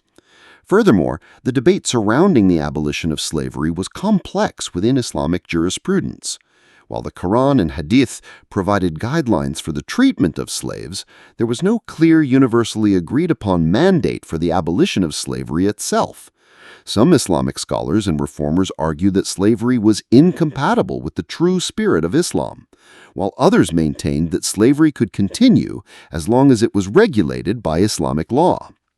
Despite these debates, the decline of slavery in the Islamic world followed a similar trajectory to the global abolitionist movement. In the 19th century, European powers increasingly pressured Islamic states to abolish the slave trade, using diplomacy, military force, and economic sanctions to encourage the end of slavery. The British Empire, which had already abolished the transatlantic slave trade, played a particularly significant role in pressuring the Ottoman Empire to end its involvement in the slave trade. The Ottomans eventually signed treaties with European powers that prohibited the capture and trade of slaves, although slavery itself persisted in many parts of the empire. By the early 20th century, slavery had been formally abolished in many parts of the Islamic world, although it was not until after World War II that slavery was fully eradicated in some regions such as Saudi Arabia and Yemen. The long struggle for abolition was not just a political and legal issue, but a moral and philosophical one. The legacy of slavery, deeply entrenched in the cultures, economies, and politics of the Islamic world, left a lasting mark on the development of modern Islamic identity. The global legacy of slavery is still felt today, with the effects of centuries of enslavement shaping the social, political, and economic dynamics of modern Islamic societies. Issues of racial discrimination, inequality, and labor exploitation continue to plague many parts of the world, including the Islamic world. The descendants of enslaved people in countries like Mauritania, Sudan, and parts of the Arabian Peninsula still face social and economic marginalization despite the formal abolition of slavery decades ago. In recent years, there has been a renewed focus on addressing the lasting impact of slavery's legacy. Activists, scholars, and policymakers in the Islamic world are working to promote social justice, equality, and human rights for the descendants of enslaved people. This includes efforts to confront the historical wrongs of slavery, support the integration of marginalized communities, and challenge the racial and ethnic discrimination that continue to exist in some societies. While much work remains to be done, the legacy of slavery continues to shape the modern Islamic world, driving ongoing efforts to build a more just and inclusive society. Chapter 14. Reconciliation and Healing. Addressing the legacy of slavery in the Islamic world. The legacy of slavery in the Islamic world remains a complex and painful topic, even in modern times. Despite the official abolition of slavery in the 19th and 20th centuries, the effects of centuries of enslavement continue to shape societies in the Islamic world. This chapter delves into the efforts toward reconciliation and healing, exploring how Islamic nations and communities have worked and continue to work toward addressing the lingering impacts of slavery. From official government policies to grassroots movements, the journey toward reconciliation is long and multifaceted, encompassing cultural, social, economic, and political dimensions. Reconciliation, in the context of slavery's legacy, involves both acknowledging the wrongs of the past and working toward an inclusive, just society for the future. This process has been challenging for many nations that once thrived on slave labor. The history of slavery in the Islamic world is marked by both oppression and resistance, exploitation and resilience. For many descendants of enslaved peoples, the journey toward reconciliation begins with recognition of the wrongs done, of the lasting impact slavery has had on their communities, and of the systemic inequalities that persist even today. One of the first steps toward reconciliation is the formal acknowledgement of the role that slavery played in the development of modern Islamic societies. In some countries, the legacy of slavery has been actively ignored or minimized, but in others, there has been a growing awareness of the need to confront the past. This includes recognizing slavery's impact not only on the descendants of the enslaved, but also on the broader social and economic structures of these societies. In countries like Mauritania, Sudan, and Saudi Arabia, where slavery persisted into the 20th century, there have been efforts to formally acknowledge the historical injustices of slavery, with varying degrees of success. The path to healing and reconciliation requires confronting uncomfortable truths. Slavery in the Islamic world was not only a system of forced labor, but also a system of racial and ethnic subjugation. Many slaves were captured from African, Caucasian, and Central Asian regions, and this racial and ethnic divide continues to shape societal attitudes and relations today. Addressing the legacy of slavery requires not only acknowledging the historical injustices faced by enslaved individuals, but also confronting the racial prejudices that persist within these societies. These prejudices are often passed down through generations and are rooted in the idea that those who were once enslaved remain inferior or less deserving of full rights. Many descendants of enslaved people continue to face discrimination, exclusion, and marginalization. In some cases, this discrimination is based on caste systems that were entrenched by slavery, where descendants of enslaved peoples are still seen as part of an inferior social class. These societal divides create barriers to economic, social, and political equality. Addressing this inequality is a crucial part of the reconciliation process. This can include policies designed to promote racial and ethnic equality, as well as efforts to provide descendants of enslaved people with better access to education, employment, and land. The religious dimension of reconciliation in the Islamic world is also significant. Islam, as a religion that emphasizes justice, equality, and the dignity of all human beings, offers a powerful foundation for confronting the legacy of slavery. Many Islamic scholars and leaders have called for a reinterpretation of Islamic teachings regarding slavery, emphasizing the Quranic principles of equality and the importance of freeing those who are oppressed. The call for the abolition of slavery within Islamic societies has often been framed not just as a political or social issue, but as a religious and moral imperative. By drawing on these religious values, many activists and reformers have sought to challenge the remnants of slavery in Islamic societies and to promote a more just and inclusive social order. In recent years, some countries have taken steps to address the legacy of slavery through official government action. In Mauritania, for example, where slavery was only officially abolished in 1981, there have been efforts to both educate the population about the history of slavery and to integrate the descendants of enslaved peoples into society. These efforts include anti-slavery laws, educational programs, and initiatives to promote social and economic inclusion. However, despite these efforts, slavery in Mauritania still persists in some forms, and the descendants of enslaved peoples continue to face significant challenges in accessing education, healthcare, and employment. In countries like Sudan and Saudi Arabia, where slavery was formally abolished in the 20th century, there had been slower efforts to address the ongoing legacy of inequality and discrimination. In these nations, addressing the legacy of slavery requires tackling the deeply embedded social hierarchies that persist in many communities.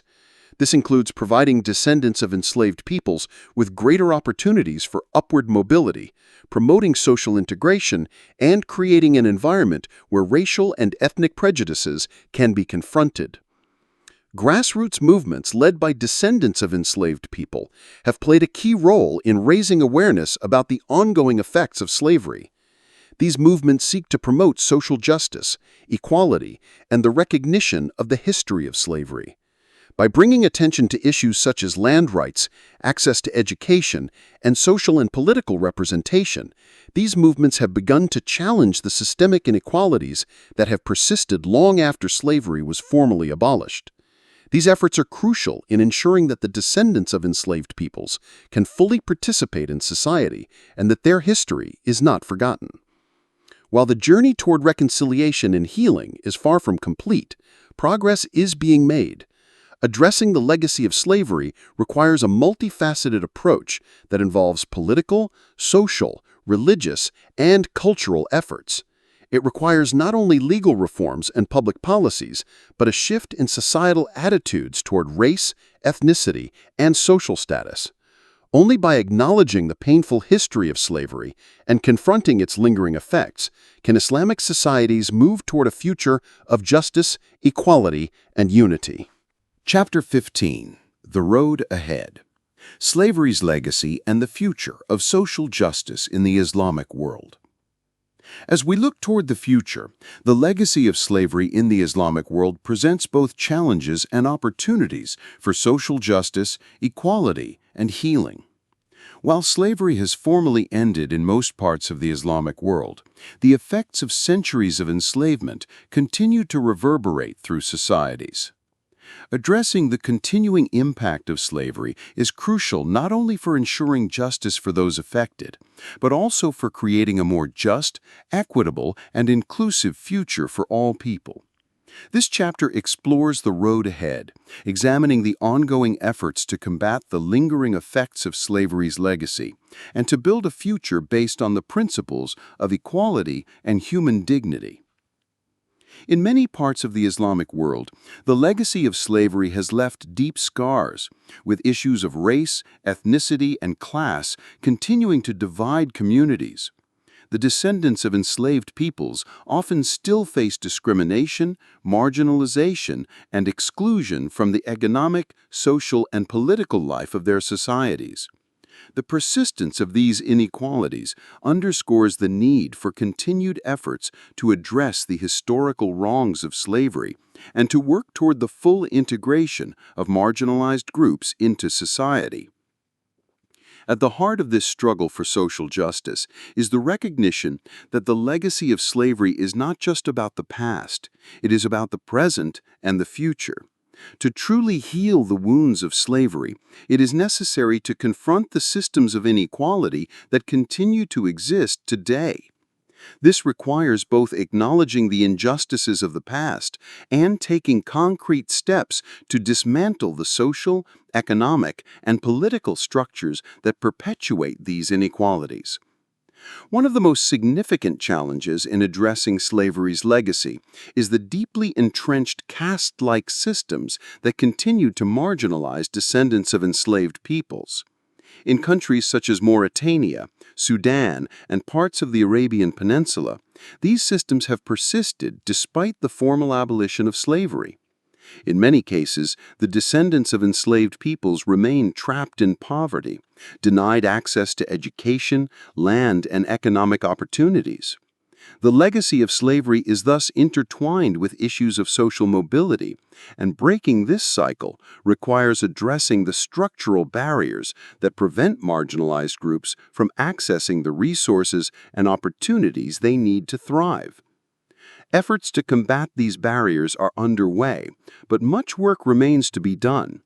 Governments, civil society organizations, and grassroots movements are increasingly recognizing the need to address the legacy of slavery, and many are advocating for legal and policy reforms aimed at promoting equality and inclusion. For example, in countries such as Mauritania, where slavery was only formally abolished in 1981, activists are pushing for stronger anti-slavery laws, better enforcement of these laws, and greater support for the descendants of enslaved peoples. These efforts include campaigns to raise awareness of the ongoing issues faced by marginalized communities, as well as initiatives to promote social and economic integration. One critical area of focus is education. For many descendants of enslaved peoples, access to education has been one of the most significant barriers to social mobility. In the past, enslaved peoples were often denied the opportunity to learn, and this lack of education has persisted for many generations. In some Islamic societies, efforts are being made to provide education and training to marginalized communities, helping to break the cycle of poverty and social exclusion.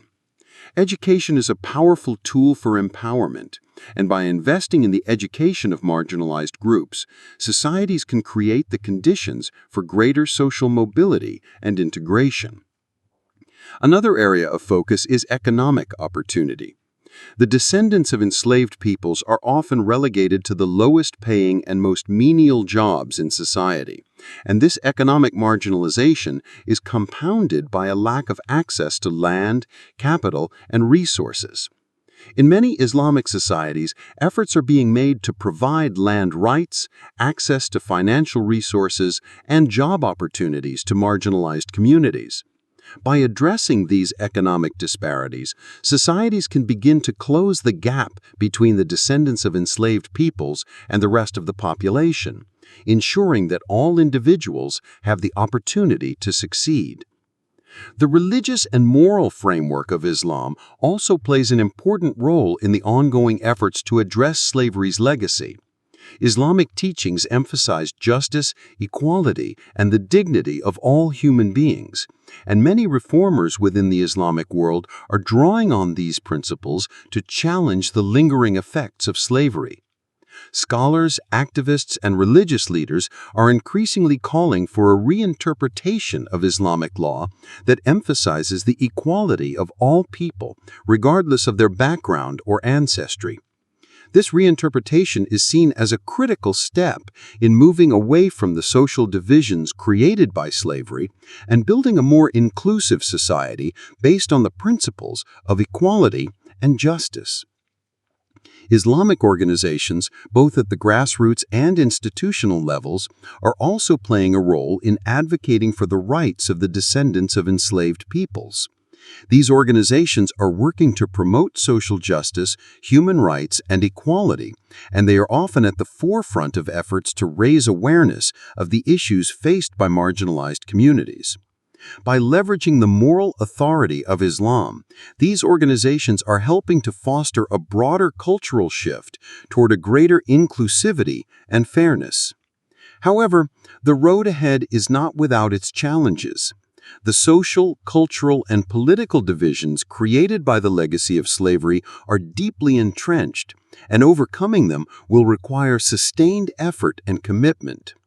Furthermore, addressing the legacy of slavery is not only the responsibility of governments or activists, it is a collective responsibility that involves all members of society. The struggle for equality and justice is ongoing, and it requires the participation of all people, regardless of their social status or background, in order to create a more just and inclusive future. The road ahead also involves building stronger global networks of solidarity. The legacy of slavery is a global issue, and the struggles of the descendants of enslaved peoples in the Islamic world are part of a broader global movement for racial and social justice. Solidarity between marginalized communities across the globe, whether in the Americas, Africa, Asia, or the Islamic world, is crucial for creating a unified effort to address the ongoing effects of slavery and to ensure that the injustices of the past are not repeated in the future. While much work remains to be done, there is hope for the future. The efforts of governments, activists, scholars, and grassroots movements are slowly making a difference, and the ongoing struggle for social justice in the Islamic world reflects a broader global movement toward equality and human rights. By confronting the legacy of slavery head-on and working toward a more inclusive and just society, the Islamic world and the world at large can begin to heal from the wounds of the past and build a future where all people, regardless of their ancestry, can live in dignity and equality. Chapter 16: Slavery, Memory, and Cultural Preservation in the Islamic World. The history of slavery in the Islamic world is not merely a history of oppression and exploitation. It is also a history of cultural preservation, resilience, and identity. While the physical institution of slavery has been formally abolished, the memories and legacies of those who lived through it remain deeply ingrained in the cultural fabric of many Islamic societies. The descendants of enslaved peoples continue to grapple with their history, seeking to preserve and honor the cultural contributions of their ancestors while also confronting the trauma of enslavement. This chapter delves into the ways in which the memory of slavery has been preserved in the Islamic world, examining how societies have sought to remember, honor, and integrate the history of slavery into their cultural narratives. The preservation of memory, particularly in the face of historical oppression, is a powerful tool for healing and reconciliation. For many descendants of enslaved peoples, the memory of slavery is not just a personal history, but a collective one that is shared by entire communities. Slavery, while officially abolished, continues to shape the identities of these communities, influencing how they view themselves and how they are viewed by others. In many societies, the descendants of enslaved peoples face systemic exclusion, discrimination, and marginalization. Therefore, the act of remembering slavery and its legacies is vital in giving voice to the experiences of those who were once silenced and ensuring that their contributions to society are not forgotten. One of the key ways in which the memory of slavery is preserved is through oral histories and storytelling. In many Islamic communities, particularly in West Africa and parts of the Arabian Peninsula, the stories of enslaved ancestors have been passed down through generations. These oral histories serve as a way of connecting the past to the present, ensuring that the experiences of those who were enslaved are remembered and honored. Storytelling is a powerful form of cultural preservation as it allows individuals to communicate the struggles, resilience, and survival of their ancestors in ways that written history cannot always capture. Through these stories, the descendants of enslaved peoples can connect to their roots, find strength in their shared history, and maintain a sense of pride in their heritage. In addition to oral histories, many Islamic societies have also sought to preserve the physical remnants of slavery. Monuments, museums, and memorials dedicated to the history of slavery serve as powerful symbols of remembrance and recognition.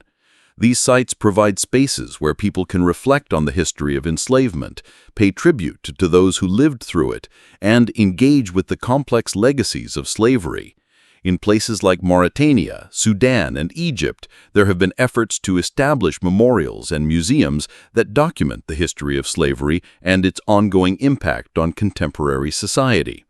These cultural institutions not only honor the memory of enslaved peoples, but also serve as educational resources for future generations, helping to ensure that the history of slavery is not forgotten. Cultural practices, music, dance, and art have also played a significant role in preserving the memory of slavery in the Islamic world.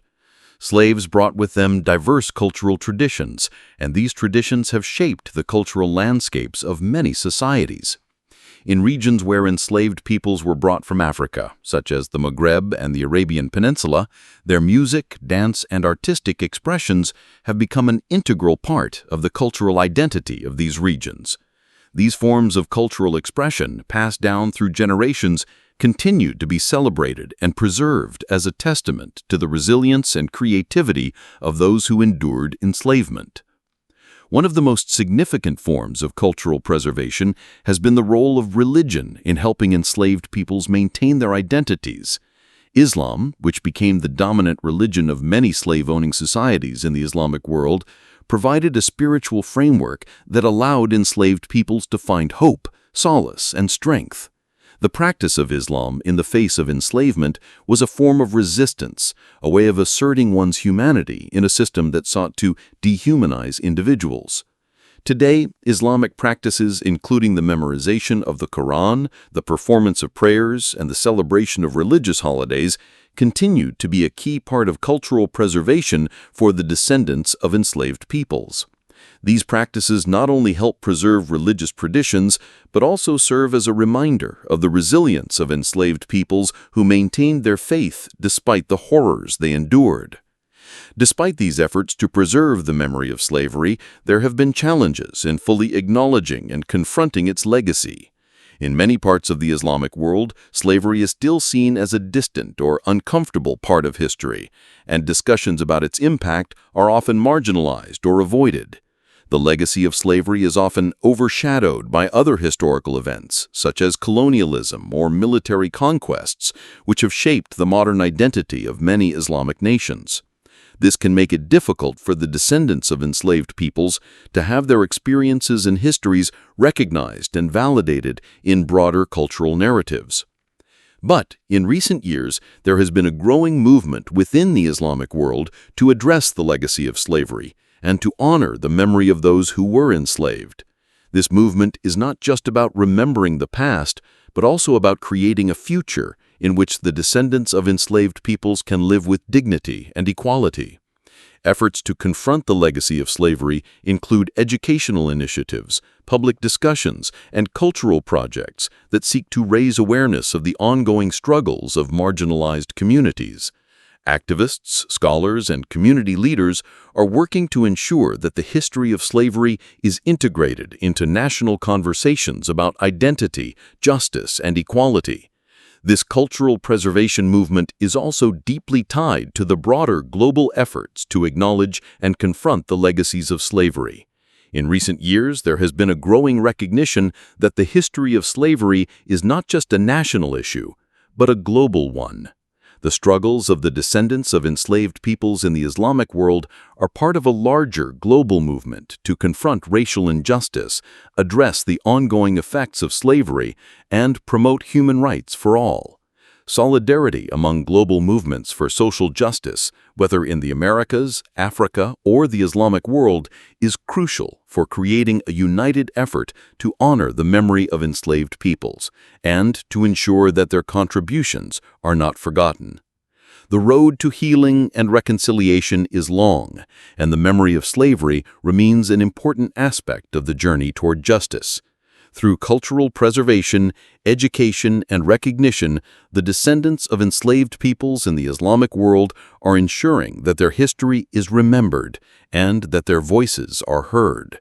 By confronting the legacy of slavery, these communities are not only honoring their ancestors, but also working toward a future in which justice, equality, and dignity can prevail for all. Chapter 17. Modern-day Forms of Enslavement. The Ongoing Struggles in the Islamic World. While the institution of slavery has been officially abolished in most parts of the Islamic world, modern forms of enslavement persist, taking on different shapes and affecting millions of people. The legacy of slavery, combined with economic, social, and political inequalities, has given rise to contemporary systems of forced labor, human trafficking, and exploitation that disproportionately affect marginalized communities, including the descendants of enslaved peoples. This chapter will examine the modern-day forms of enslavement in the Islamic world, exploring how slavery persists in various forms, the factors that contribute to its continuation, and the ongoing efforts to combat these practices.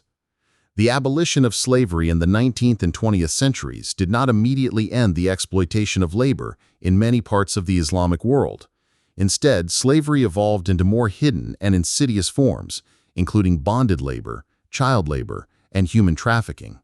These forms of modern enslavement often share similar characteristics with traditional slavery, such as the complete control over an individual's freedom, forced labor, and exploitation, but they have adapted to the modern economic and legal environments in which they exist.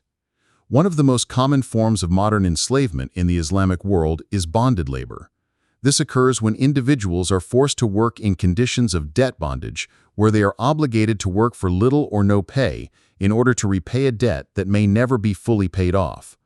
In countries like Pakistan, India, and parts of the Arabian Peninsula, bonded laborers are often trapped in cycles of debt, working in industries such as agriculture, construction, and domestic service.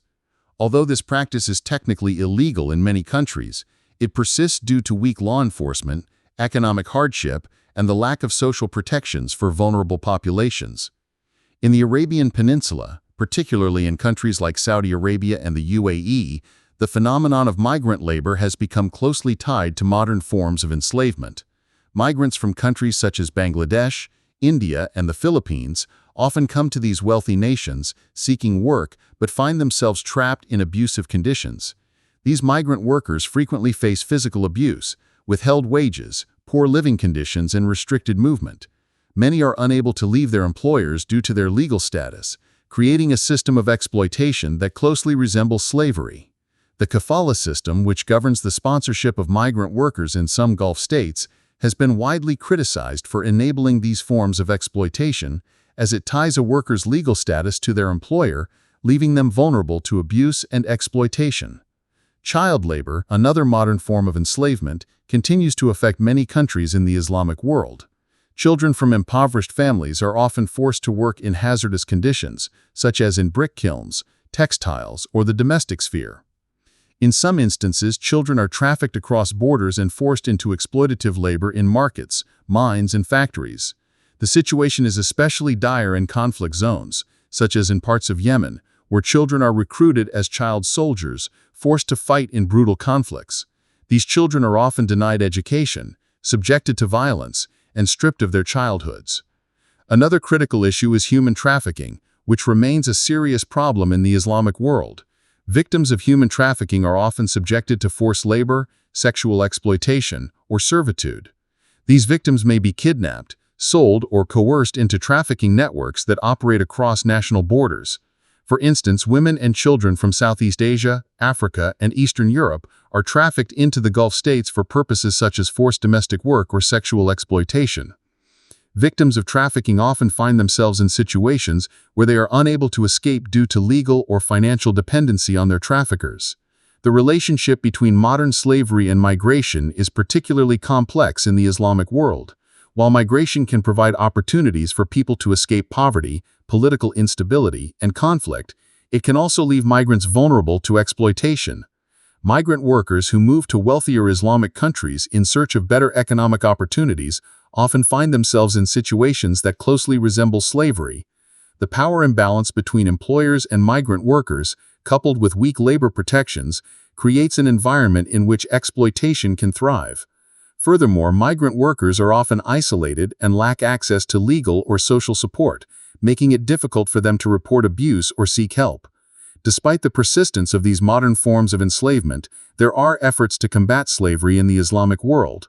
Governments, international organizations, and civil society groups are increasingly working together to raise awareness, strengthen laws, and provide support to victims of slavery. These efforts focus on improving the legal frameworks for labor rights, cracking down on human trafficking networks, and providing victim rehabilitation and reintegration programs. In some countries like Mauritania and Sudan, there have been legal reforms that make slavery illegal and punishable by law, but enforcement remains a major challenge. Activists and organizations working within these countries continue to push for better law enforcement, protection for migrant workers, and social services for victims of slavery. International organizations such as the United Nations, the International Labor Organization, and human rights groups like Human Rights Watch and Amnesty International have been instrumental in exposing the ongoing problem of modern slavery in the Islamic world. These organizations work to highlight human trafficking and bonded labor cases, pressuring governments to take action and hold perpetrators accountable. They also work to raise awareness among the public about the nature of modern slavery and encourage individuals to support anti-slavery campaigns. Efforts by grassroots movements, led by the descendants of enslaved peoples, have also played an important role in confronting modern enslavement. In places like Mauritania, descendants of enslaved peoples have been at the forefront of campaigns calling for the abolition of modern-day slavery and for greater recognition of their rights. These grassroots movements have been crucial in challenging societal norms and pushing for legal reforms, such as the criminalization of slavery and forced labor, and better treatment of marginalized communities. One of the most powerful tools in the fight against modern slavery in the Islamic world is education. In countries where modern enslavement practices are common, educating the population about their rights, as well as providing resources for victims of slavery, is crucial. By raising awareness and offering support, societies can break the cycle of exploitation and prevent the next generation from falling into slavery. International and national organizations are working to provide education and training to both victims of slavery and those at risk of exploitation, with the goal of empowering individuals to escape abusive conditions and build better lives. However, the road to eradicating modern-day slavery in the Islamic world is long and fraught with challenges. The persistence of slavery, often hidden beneath layers of legal loopholes, exploitation, and economic necessity, continues to plague many societies. Addressing the root causes of modern enslavement, such as poverty, inequality, and lack of education, is essential to ensuring long-term change. It is also crucial to combat the social stigma and discrimination that descendants of enslaved peoples continue to face in order to create a more just and equal society for all. Chapter 18. The role of international cooperation in ending modern slavery in the Islamic world. The fight against modern slavery in the Islamic world cannot be won by any single nation or group of people alone. Given the global nature of human trafficking, bonded labor, and forced migration, international cooperation is essential to combat these crimes and eliminate their root causes. The complexities of modern slavery, ranging from the migration of workers across borders to the trafficking of vulnerable individuals, require coordinated, cross-border efforts that engage governments, civil society organizations, the private sector, and international institutions. This chapter explores the role of international cooperation in ending modern slavery in the Islamic world, highlighting the key players involved, the challenges faced, and the strategies being employed to tackle this issue on a global scale. Modern slavery is a transnational issue, and no country, including those in the Islamic world, is immune to its effects.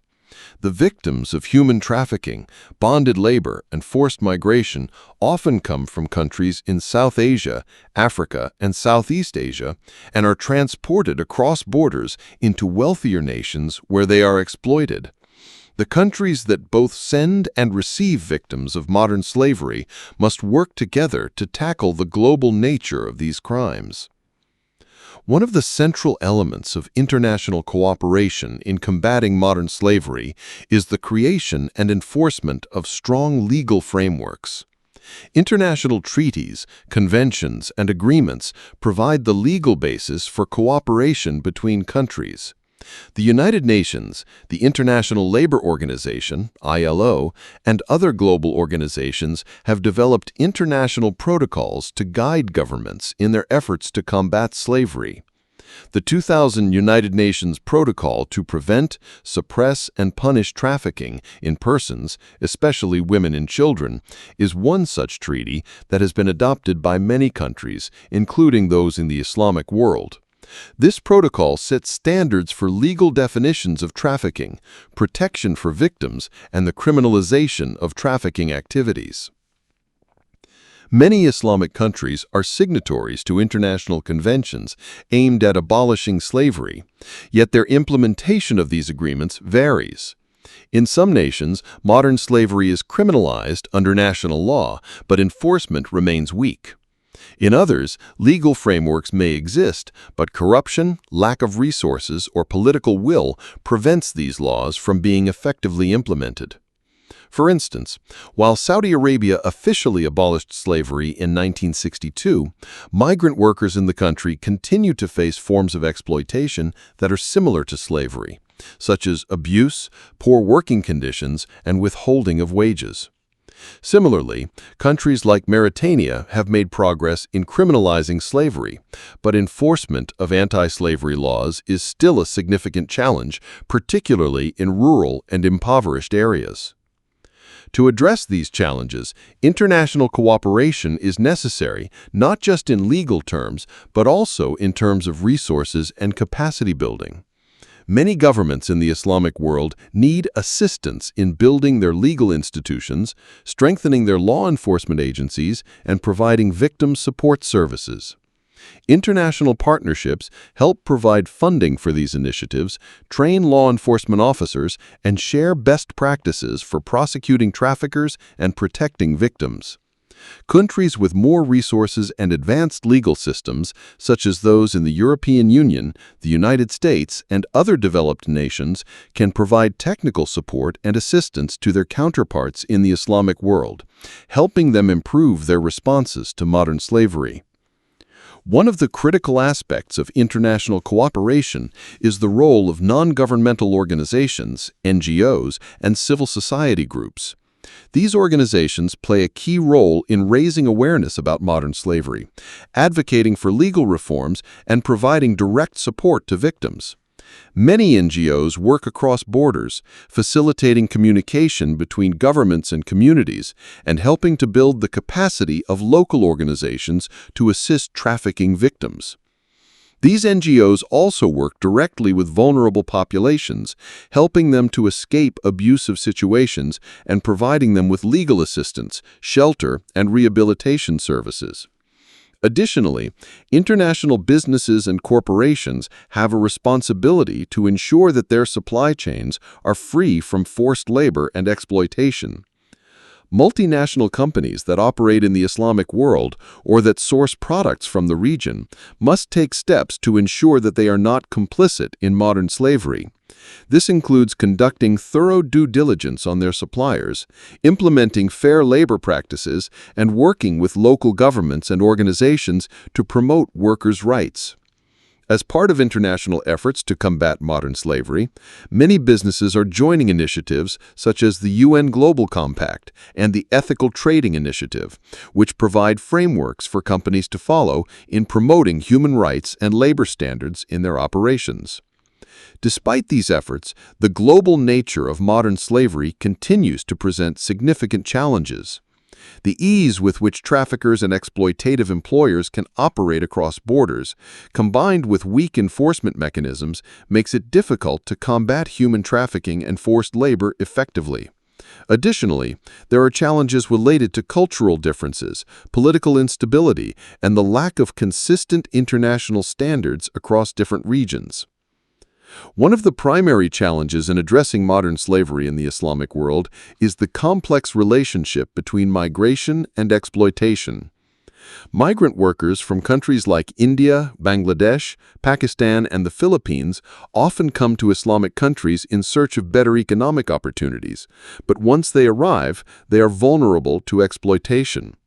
The kafala system, which operates in countries like Saudi Arabia and Qatar, ties migrant workers' legal status to their employers, creating a power imbalance that often leads to abuse.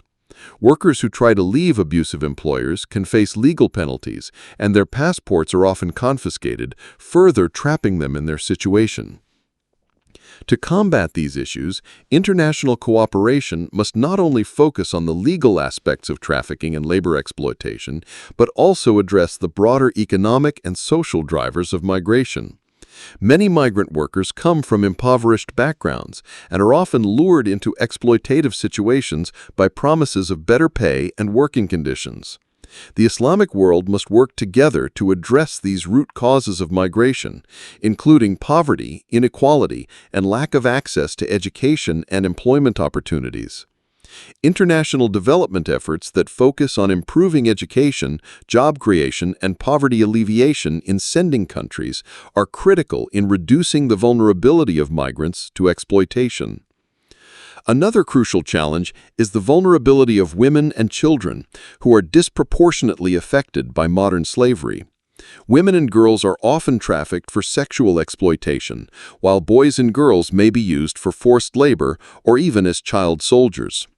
International efforts to combat modern slavery must prioritize the protection and support of women and children, ensuring that they have access to legal protection, social services, and rehabilitation programs. The role of the media in raising awareness of modern slavery cannot be overstated. Global media outlets have helped shine a light on the realities of trafficking and exploitation, mobilizing public opinion and encouraging governments to take action. Documentaries, investigative journalism, and social media campaigns have all played a role in exposing the hidden world of modern slavery and generating public pressure for reform. By continuing to highlight the issue, the media can help ensure that the fight against modern slavery remains a priority for governments, businesses, and civil society groups worldwide.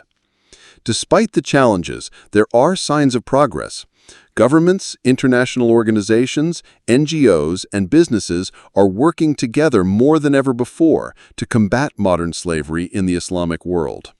By building strong legal frameworks, improving victim support services, addressing the root causes of exploitation, and holding perpetrators accountable, the global community can begin to make meaningful strides toward ending modern slavery.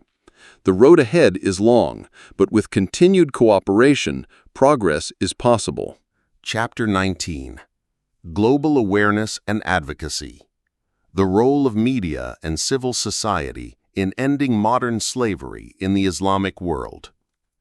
The fight against modern slavery is not solely the responsibility of governments or international institutions.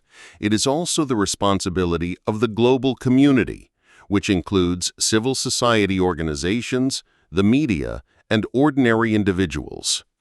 In recent decades, media coverage, international advocacy, and grassroots movements have played pivotal roles in raising awareness about modern slavery, putting pressure on governments, and mobilizing people to take action. This chapter explores the role of media and civil society in combating modern slavery in the Islamic world, emphasizing the importance of awareness campaigns, advocacy, and the transformative power of global solidarity. The media has been one of the most powerful tools in highlighting the issue of modern slavery. In the Islamic world, where many forms of slavery remain hidden or underreported, the role of journalists, documentarians, and media outlets in exposing human trafficking, forced labor, and exploitation cannot be overstated. Through investigative reporting, documentaries, and news coverage, the media has brought attention to the plight of enslaved and trafficked individuals, raising public awareness and encouraging governments to take action. One of the most influential ways the media addresses modern slavery is through investigative journalism. Reporters and independent journalists have been crucial in uncovering hidden trafficking rings, exposing exploitative labor practices, and documenting the experiences of victims. In countries like the United Arab Emirates, Qatar, and Saudi Arabia, where migrant workers often face brutal working conditions and are vulnerable to exploitation, investigative journalism has played a key role in exposing abuses. Documentaries and feature stories that highlight these human rights violations help bring global attention to the issue and hold governments and corporations accountable for their role in perpetuating modern slavery. Moreover, international media outlets have created platforms for victims' voices to be heard. Through survivor testimonies, interviews with former slaves, and first-hand accounts of human trafficking, the media helps humanize the issue, shifting the focus from abstract statistics to personal stories of resilience and suffering. These media narratives are instrumental in mobilizing public opinion, raising awareness among global audiences, and fostering empathy for victims. Social media has emerged as a powerful tool for advocacy and mobilization in the fight against modern slavery. Platforms like Twitter, Facebook, and Instagram have allowed activists, survivors, and organizations to share information, build networks, and spread awareness on a global scale. Hashtags like End Slavery, hashtag Fight Human Trafficking, and hashtag Modern Slavery have trended globally, enabling users to take part in the conversation and support anti-slavery movements. Social media campaigns have also been used to pressure governments to act, organize protests, and fundraise for anti-slavery organizations. Beyond raising awareness, the media can also influence policy. Investigative reports and high-profile media coverage can pressure governments and international bodies to take stronger action. For instance, when the media sheds light on the exploitation of migrant workers in the Gulf states, it has often led to calls for reform, such as changes to the kafala system and improved labor protections for migrant workers. Media coverage of such issues can ignite political debates, galvanize policy discussions, and push for legislative changes that protect workers from abuse. While media plays an important role in informing the public, civil society organizations are often at the forefront of providing direct support to victims of modern slavery and advocating for their rights. NGOs, grassroots organizations, and human rights groups work tirelessly to rescue, rehabilitate, and reintegrate survivors of human trafficking and forced labor into society. They provide essential services, including legal assistance, healthcare, education, and psychological support, helping victims rebuild their lives and regain their dignity. In the Islamic world, civil society organizations have been instrumental in advocating for the abolition of modern slavery and pressing for legal reforms. These groups often collaborate with international bodies, local governments, and the private sector to ensure that anti-slavery laws are enacted and enforced. They also play a key role in educating the public about the realities of modern slavery, raising awareness of human trafficking, forced labor, and the exploitation of migrant workers. Civil society organizations also advocate for the protection of migrant workers' rights. In the Gulf region, where millions of migrant workers from South Asia, Southeast Asia, and Africa work in harsh conditions, NGOs have worked to improve labor laws, promote worker protection, and ensure that migrant workers have access to justice when their rights are violated. For example, groups like Human Rights Watch and Amnesty International have advocated for reforms to the kafala system, which ties migrant workers' legal status to their employers, leaving them vulnerable to abuse. In addition to grassroots organizations, international human rights groups and global coalitions have played a critical role in ending modern slavery. Organizations like the UN, the International Labor Organization, or ILO, and Anti-Slavery International provide critical support, resources, and advocacy at the global level. The UN Sustainable Development Goals, or SDGs, particularly Goal 8, Decent Work and Economic Growth, and Goal 16, Peace, Justice, and Strong Institutions, directly address the issue of modern slavery and forced labor. Through advocacy, awareness-raising campaigns, and funding, these international organizations work to ensure that member states uphold their commitments to eliminating slavery and human trafficking. One of the key strategies of international cooperation is the establishment of multi-stakeholder partnerships, which involve governments, civil society, the private sector, and international organizations. These partnerships create a platform for the exchange of ideas, resources, and best practices, fostering coordinated action in the fight against modern slavery. Such collaborations are essential in tackling the transnational nature of human trafficking and labor exploitation. By working together, stakeholders can share information, strengthen legal frameworks, and provide better victim protection services. The private sector has a significant role to play in ending modern slavery, especially in the context of global supply chains.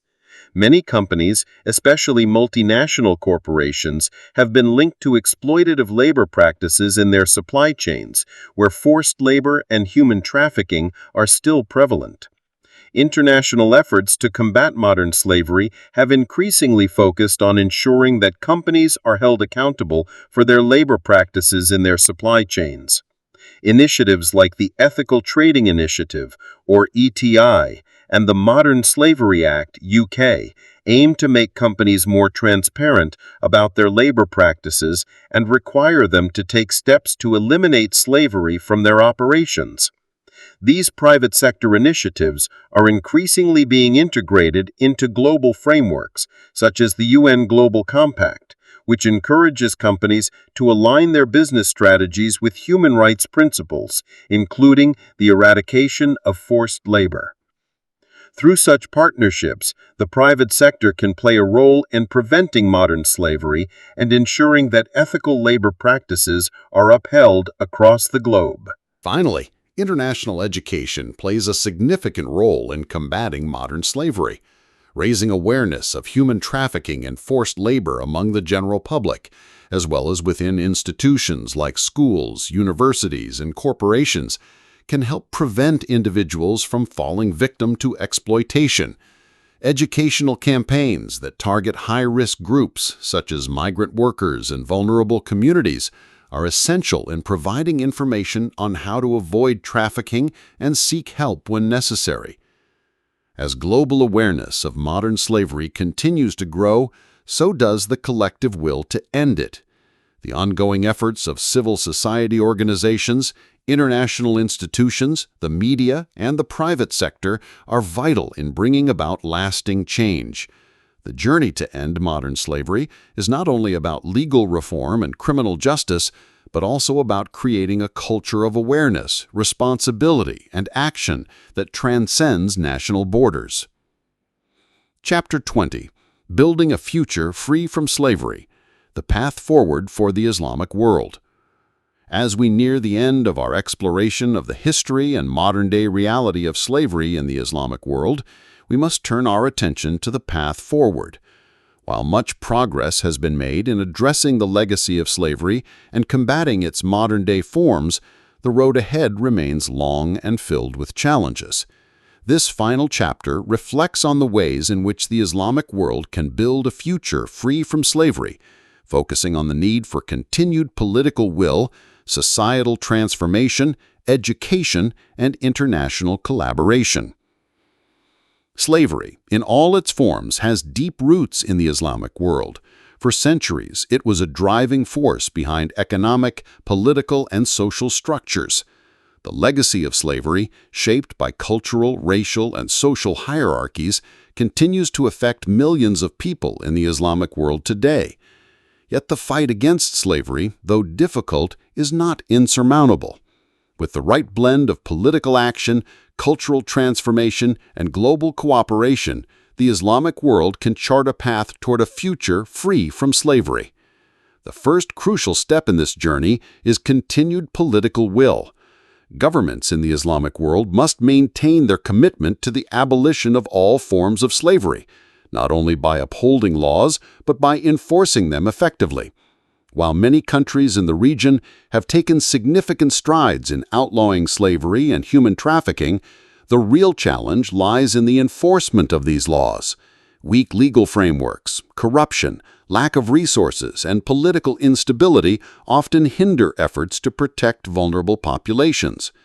Stronger legal enforcement mechanisms, increased funding for anti-slavery initiatives, and the creation of specialized police forces to combat human trafficking and forced labor are essential in holding perpetrators accountable and protecting victims. One of the most critical areas for improvement is the migrant labor sector, where millions of workers are at risk of exploitation and abuse.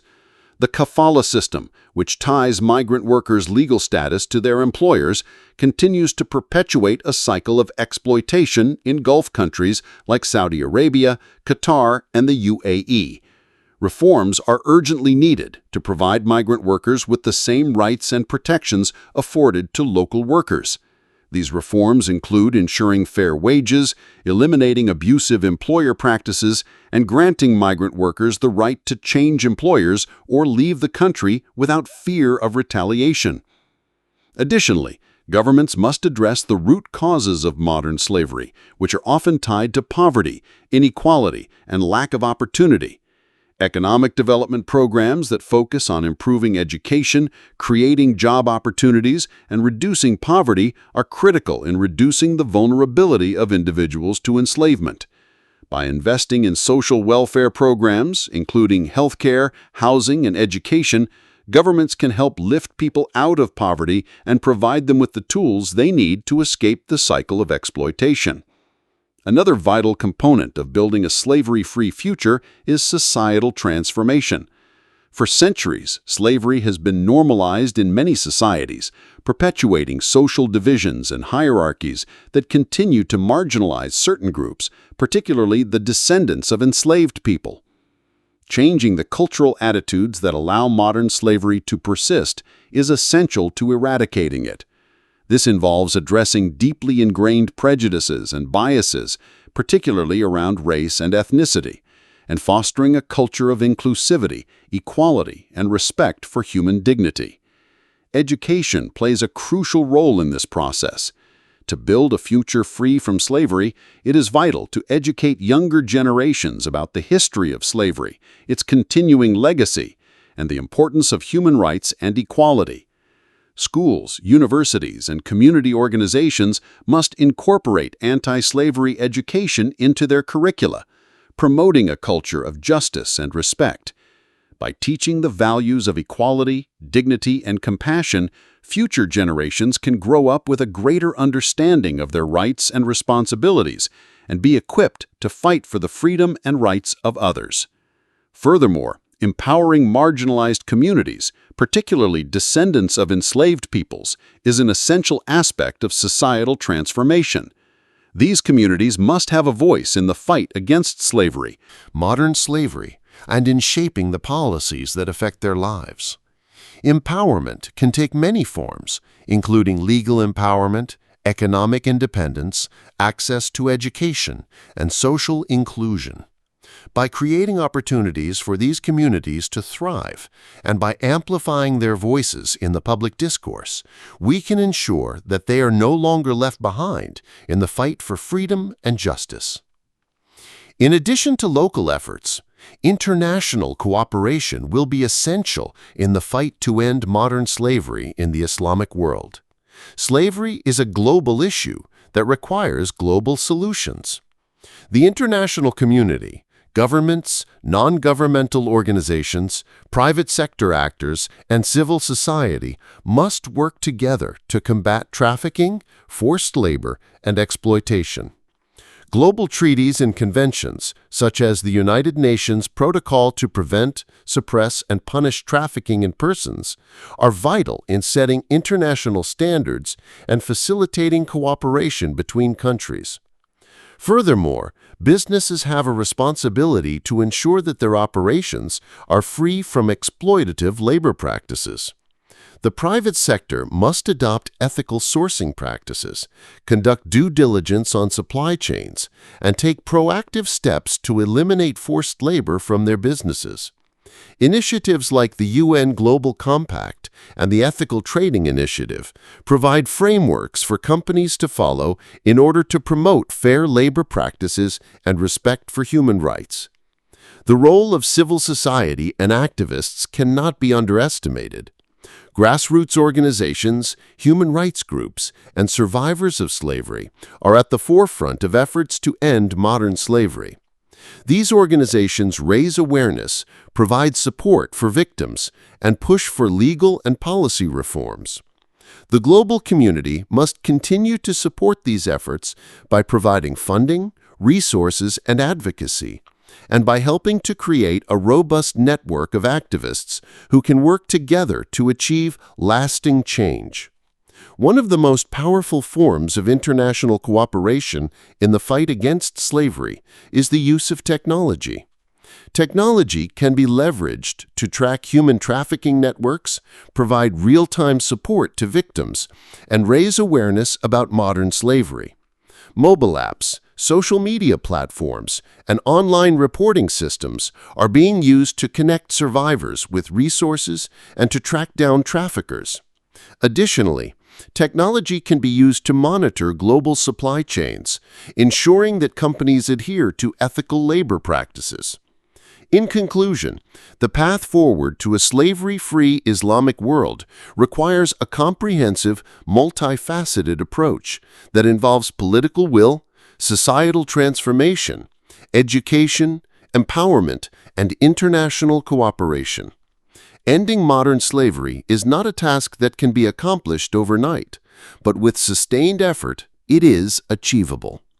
By working together, governments, civil society, businesses, and individuals can build a future in which slavery no longer exists. A future in which all people can live with dignity, equality, and freedom.